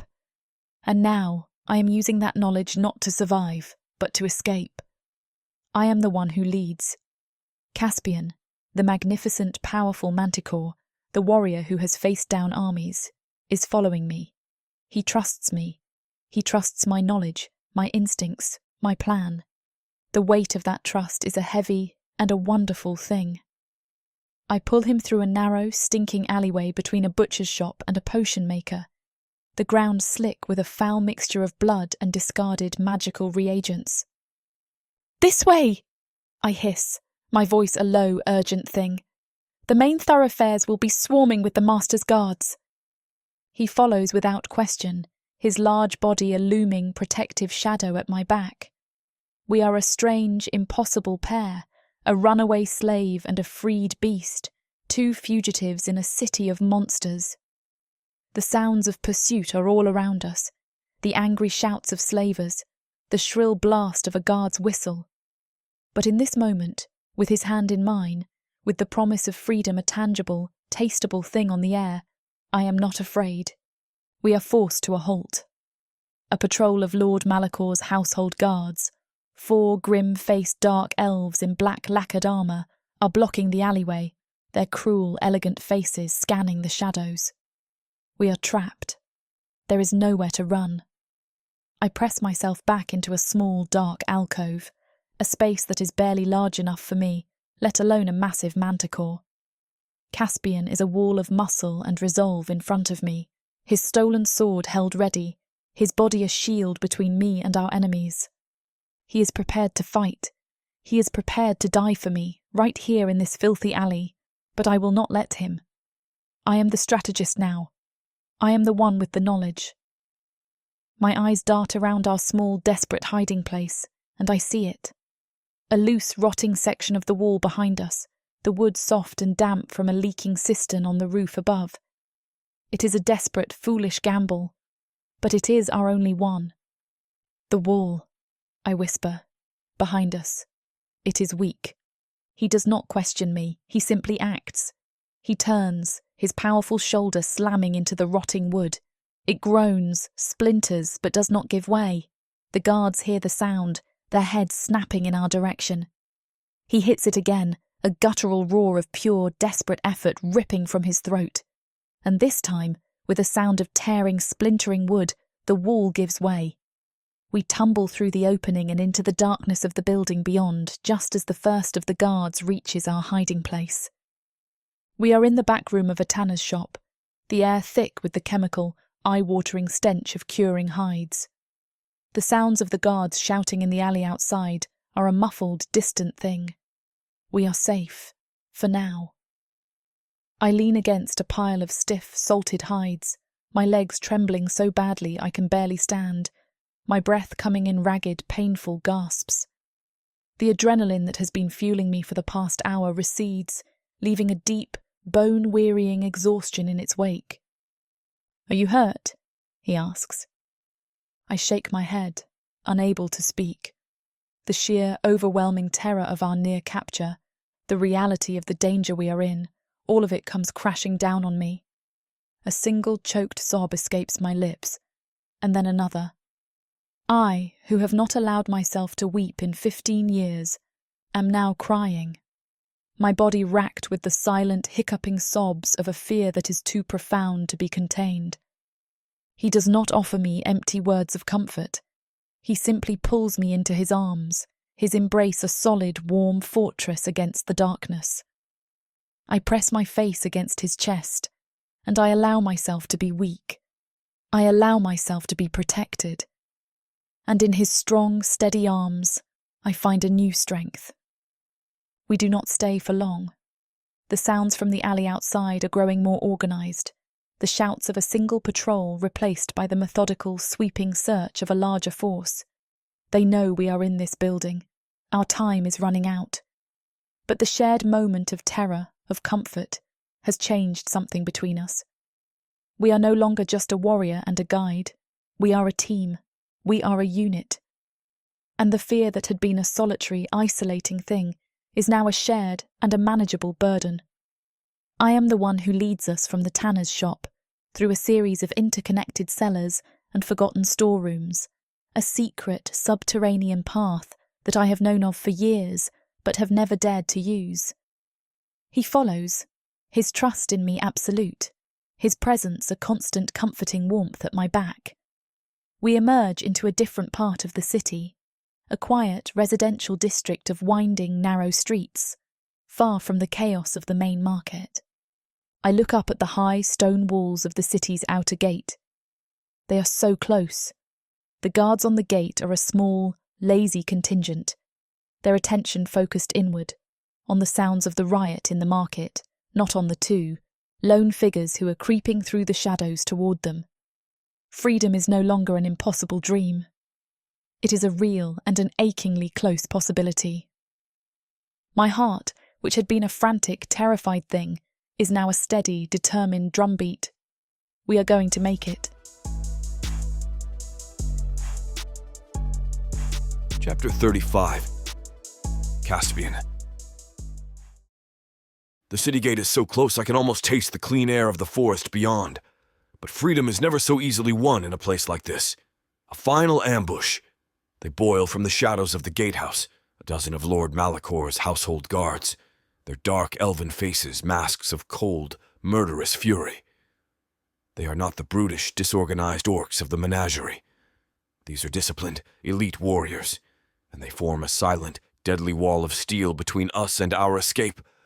There is no way around them. The only path is through them. A cold, familiar calm settles over me. This is my element. Not the slow, creeping dread of a cage, but the clean, sharp, and honest violence of a battlefield. I shove Zaria behind me, my body a shield, the stolen sword in my hand feeling like an extension of my own arm. Stay behind me, I say, and when you see an opening, you run. Do not wait for me. Do not look back.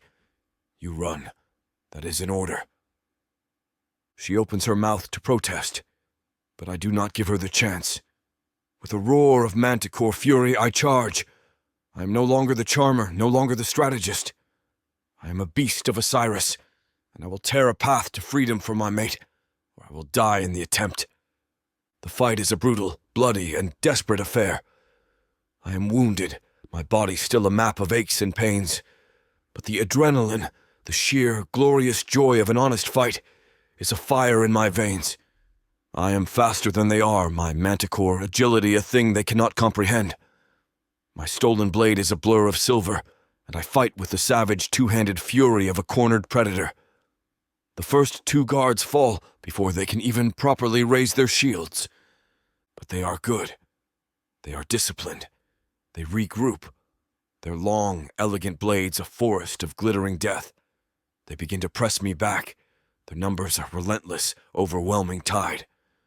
A blade slips past my guard and opens a deep, searing gash along my thigh. The pain is a white-hot flash, and I stumble, my leg threatening to give way beneath me. They see the weakness, their cruel, elven faces lighting up with a predatory triumph. They surge forward for the killing blow.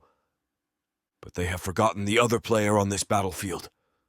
A rock, thrown with a surprising and a desperate accuracy, strikes one of the elves in the temple, sending him staggering back, his attack faltering.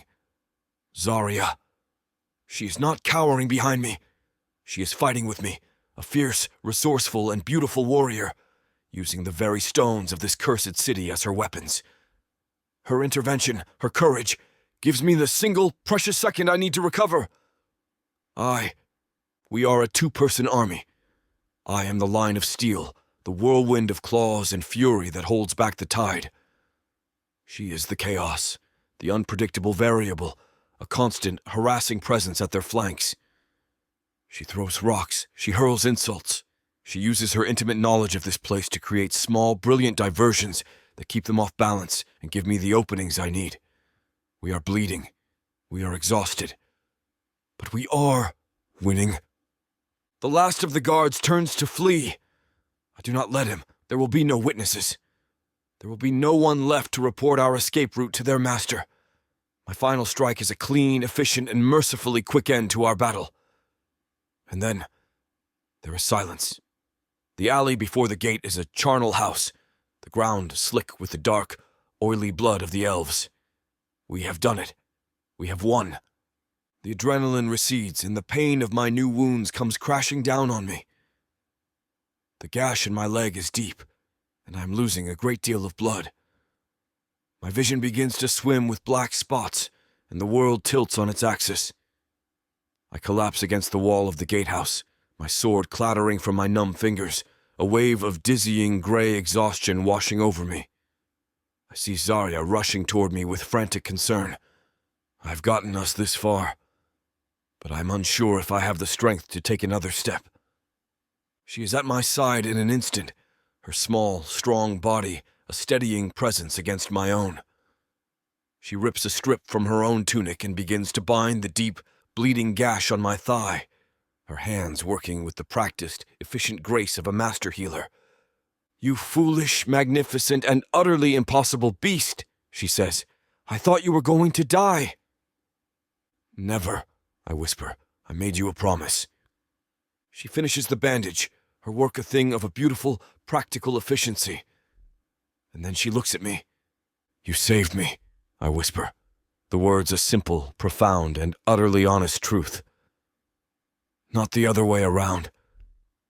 I would be dead in that cage if not for you." "And I would be dead in my own," she counters, her voice a soft, fierce, and unwavering thing. She helps me to my feet, my arm slung over her shoulder, my body a heavy, wounded weight against her own. We're free. Earth is pretty much a desolate wasteland since the orcs came over from Protheka, and being a woman, the best you can hope is to be someone's property. Now, after my curvy body catches Korthar's eye, he'll claim me, and I'll serve him, in any way he pleases. You're mine now. Listen to this story and more when you get the complete Orc Warriors of Protheka audiobook and ebook bundle. 40 books, 19 audiobooks, 19 ebooks. You even get 1 free novella and 1 free audiobook. all for a shocking 90% off. Protheka's magic is eternal, and the complete Orc Warriors of Protheka bundle will bring over 100 hours of that magic to you.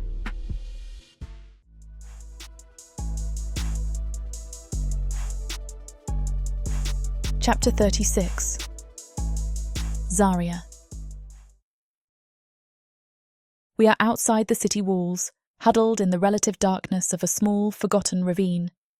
The sounds of the dark market, the distant, angry shouts of the hunt, the panicked ringing of alarm bells, are a chaotic symphony at our backs.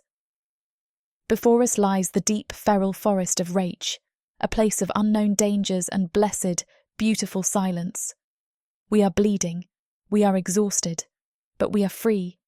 The word is a foreign, and a glorious and a terrifying thing. I work with a frantic, desperate urgency, my hands moving with a healer's practiced efficiency. Caspian is slumped against a rock, his face pale in the light of the twin moons, his breathing a shallow, painful rasp. The gash on his thigh is deep, still weeping blood, and I know that if I do not get the bleeding under control, our freedom will be a short-lived and bitter thing. I tear more strips from my own ruined tunic, my mind a cold, clear and focused instrument. My only thought the simple, all-consuming need to keep him alive. He is watching me, his eyes dark with pain, but still so full of that same, infuriating and beautiful light. He has fought for me, he has bled for me, he has thrown himself between me and a dozen different kinds of death. And as I tend to him, my hands gentle but firm, a wave of profound and overwhelming emotion washes over me. A feeling so powerful it threatens to drown me in its undertow. It is not just gratitude. It is not just relief. It is a fierce, protective, and all-consuming love. You are a terrible patient. My voice shakes. You are reckless and you are foolish, and you do not listen to a single sensible word I say. He gives me a weak, pained grin, a ghost of his usual charming smile. And yet, he whispers, his voice a raw, ragged thing, you seem to have a fondness for me nonetheless. His words, his gentle, teasing truth, break through the last of my own carefully constructed defences. A single, hot tear escapes my eye and traces a path down my soot-stained cheek. I am no longer the cynical, pragmatic slave. I am no longer the detached, professional healer. I am simply a woman who is in love with a foolish, magnificent, and very badly wounded manticore. And I am terrified of losing him. I finish binding his wound, my hands trembling with desperate, prayerful precision. Then I lean in and kiss him, a fierce, possessive act, raw and life-affirming. It's a claim to remind us both we're still alive in this filthy prison cell. This scene is about to get too steamy for this platform's comfort, and as much as we'd love to keep going, their guidelines say we need to stop here. To continue releasing these free audiobooks on this platform, we've got to play by the rules. The passion doesn't end here. Visit worldsofprotheka.com to hear the full, uncut version of this fantasy romance, and every daring moment that YouTube can't handle. Use code YouTube30 for 30% off unabridged audiobooks in the Worlds of Protheka. Don't let YouTube hold you back. Immerse yourself in a world of magic, danger, and unfiltered passion. Protheka's magic is eternal. Listen unabridged and you'll never want to go back. A choked sob escapes me. I love you, Caspian, I whisper, raw and terrifying. The words burn against his skin. He holds me tighter, his embrace unwavering. And I love you, my fierce nightingale, he says. Our bond, forged in this cage, is stronger than any chain. Chapter 37. Caspian. I wake to the soft, familiar weight of Zaria asleep against me. The first light of dawn is filtering into our small ravine, painting the rocks in shades of grey and pale orange. Not since the storm I have slept without dreams of drowning, without the ghosts of my lost brothers whispering accusations in my ear. My life before this was a series of cages, some more gilded than others. The cage of duty to my king, the cage of expectation as a royal advisor, the cage of my own charming, flippant persona that kept the world at a safe and amusing distance. I had never realized how trapped I was until I was thrown into a cage of iron and met a woman who showed me the true meaning of freedom. She did not just free my body from its chains. She has freed my soul. A fierce, protective vow, a vow that is deeper and more sacred than one sworn to a king or a brother, forms in my heart. I will protect her. I will protect her life, her freedom, and the beautiful, fragile hope that has begun to bloom in her own heart. Whatever comes next, whatever monsters or elves this world throws at us, they will have to go through me to get to her. And I am a manticore. I will not be an easy obstacle to overcome.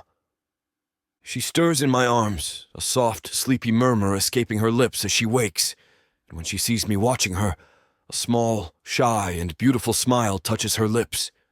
It is a smile of trust, of affection, of a shared and a secret joy. And it is a more precious treasure than all the Zabel crystals in the world. The sounds of the dark market, the distant shouts, and the lingering smell of smoke are a grim reminder of the reality of our situation. We are not safe. We are simply free. They will hunt us, I say. Lord Malachor will not let this insult go unpunished.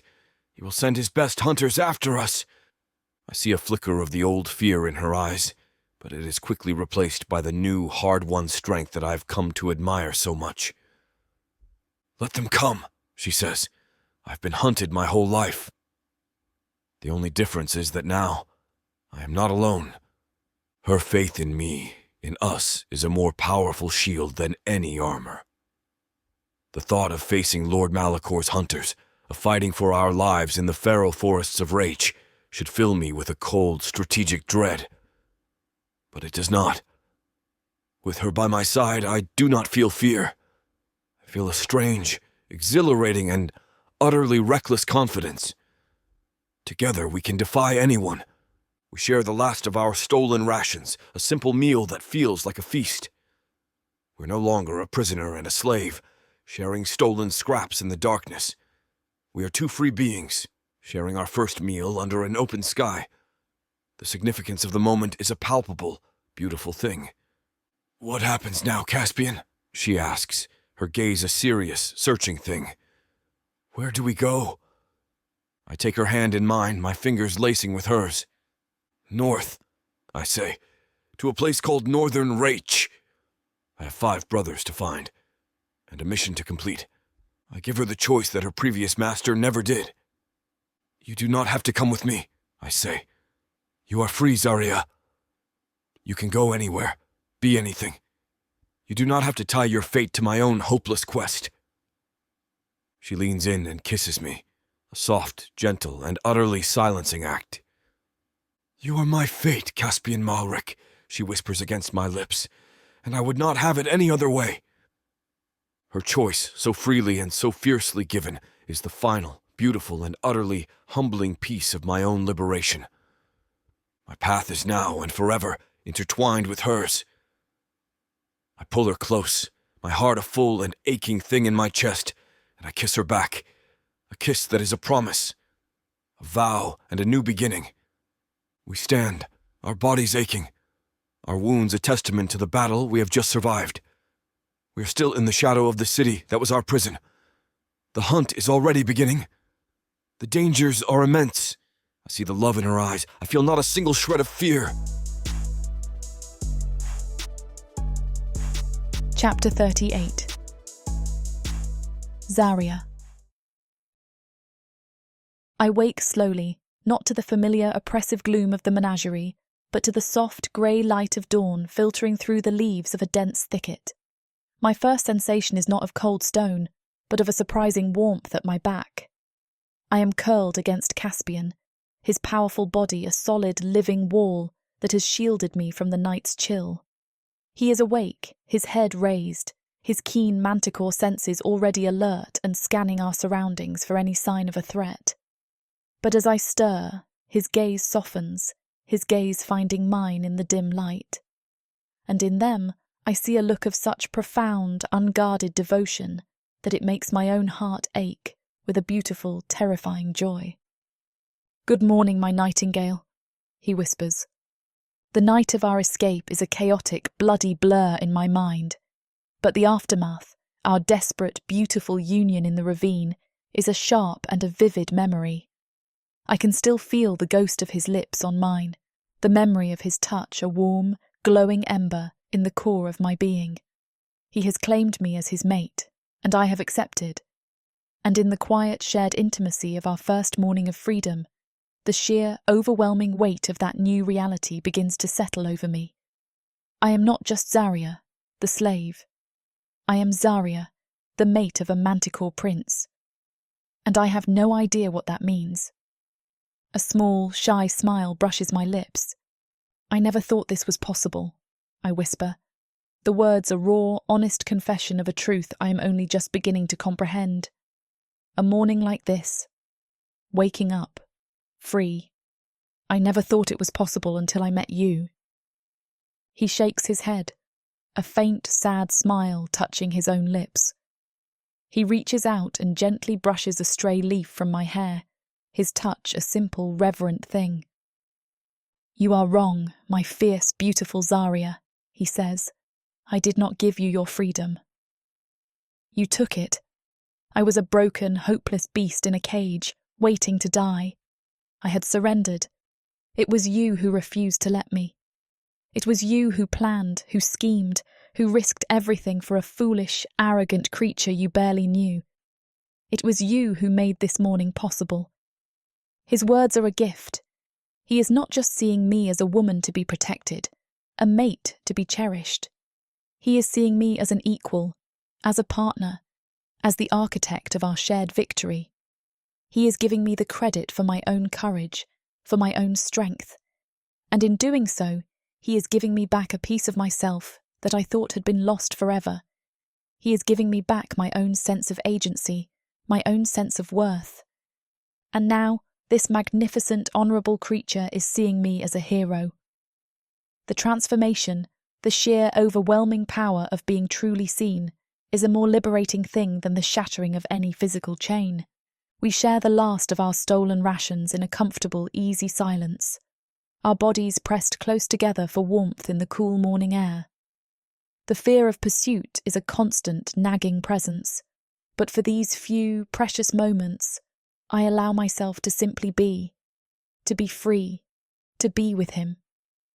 The world outside of this small, hidden ravine, with its dangers and its horrors, is a distant, muffled thing. Our partnership, which was forged in the fires of a shared, desperate battle for survival, now settles into something new. It is no longer just the bond of two soldiers in a war. It is the easy, quiet intimacy of two souls who have found their home in each other. I find myself watching him, the way he moves, the way he thinks, with a new and a proprietary fascination. He is mine, and I am his. More perfect than any of the fairy tales I used to dream of as a child. I know that our future is a terrifying, unknown thing. We are two fugitives, hunted by one of the most powerful dark elf lords in the dark market. We have no food, no supplies, no plan beyond a vague, desperate journey to the north. As the sun climbs higher, casting long, dappled shadows through the trees, I know that our stolen, peaceful morning is over. We cannot stay here. We must move. But the thought of the long, dangerous road ahead, of the feral forests of Rach, of the unknown monsters and the certain pursuit, no longer fills me with a paralysing despair.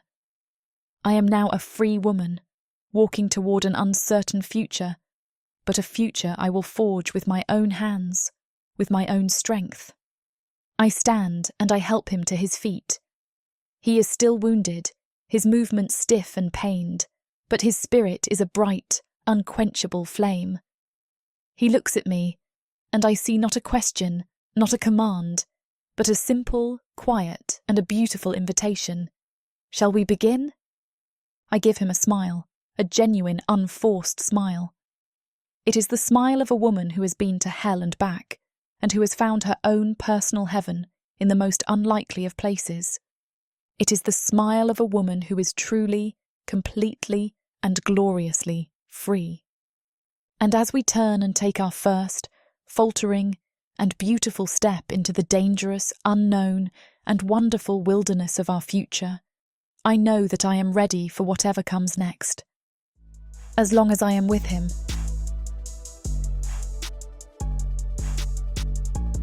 Chapter 39. Caspian.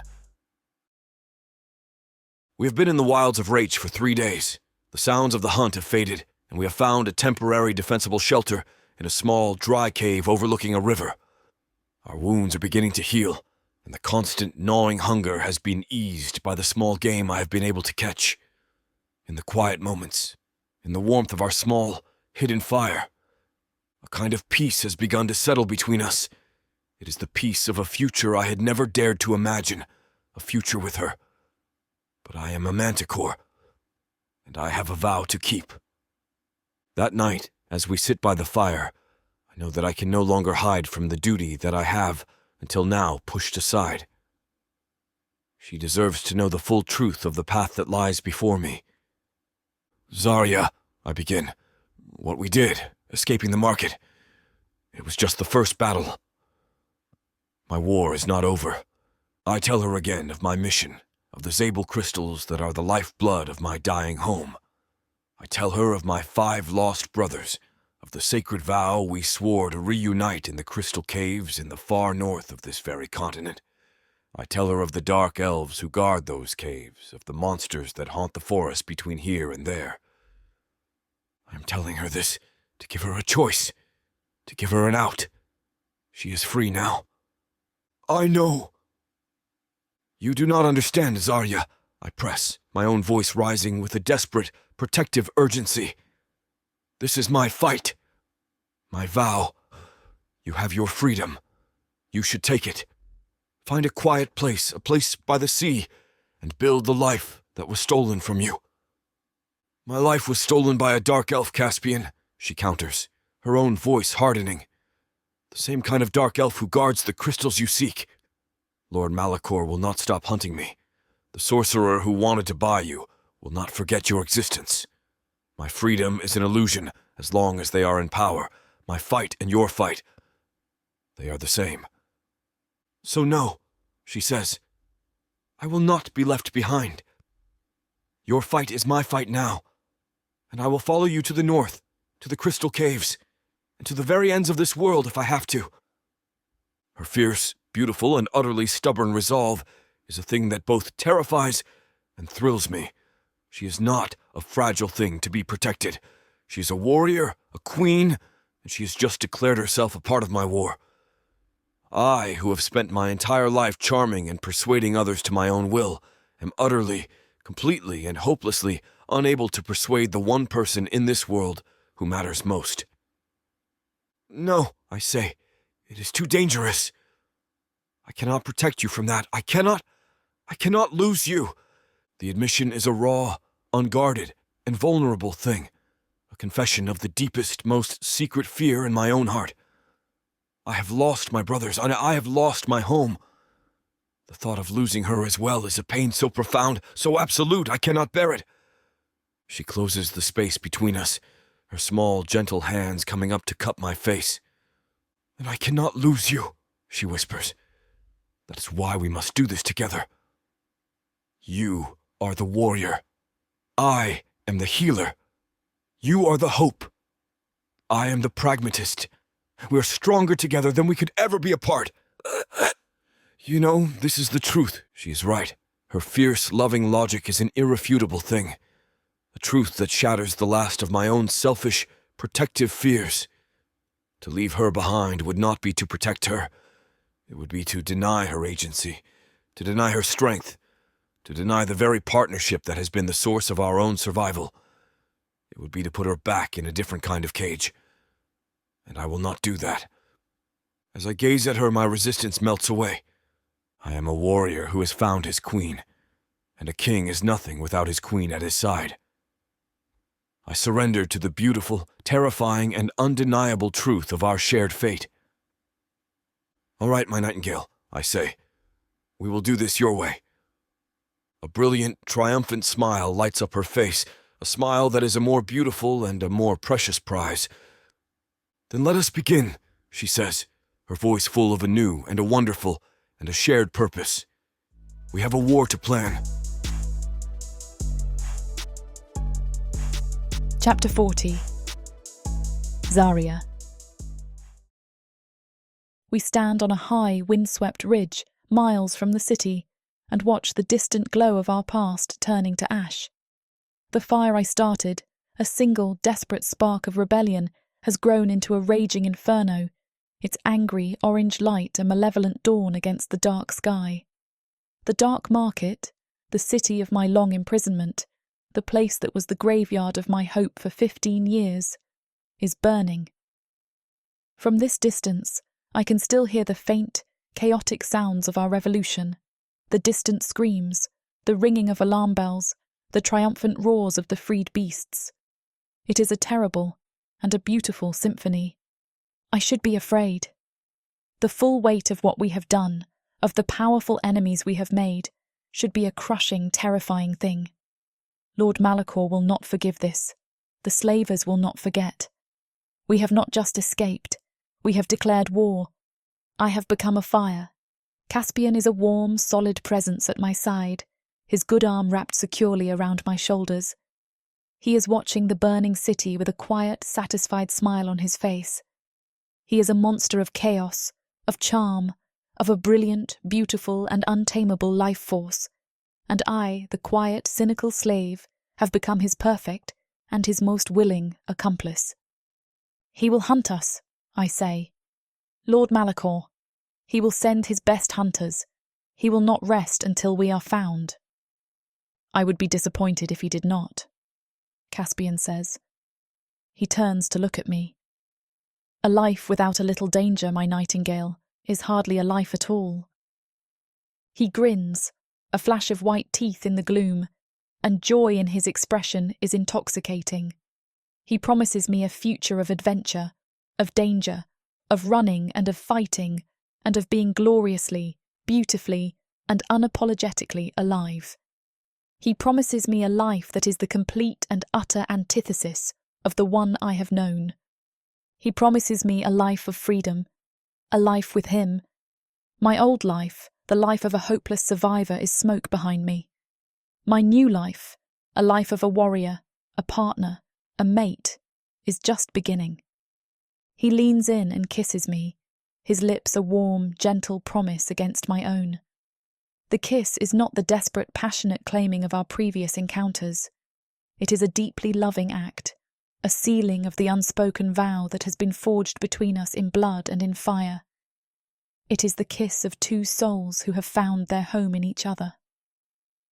Are you ready for this, Zaria? He whispers against my lips. The road ahead will not be easy. I think of the long, dangerous journey north to find his brothers. I think of the Zabel crystals and the dark elves who guard them. I think of the storm shadow, the ancient, powerful entity that still haunts my dreams. The dangers are immense, the odds are impossible, and I have never been more certain of anything in my entire life.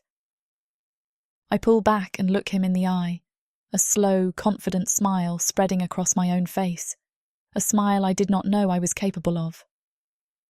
I have spent 15 years in a cage, Caspian Maelric, I say. I am not afraid of the dark.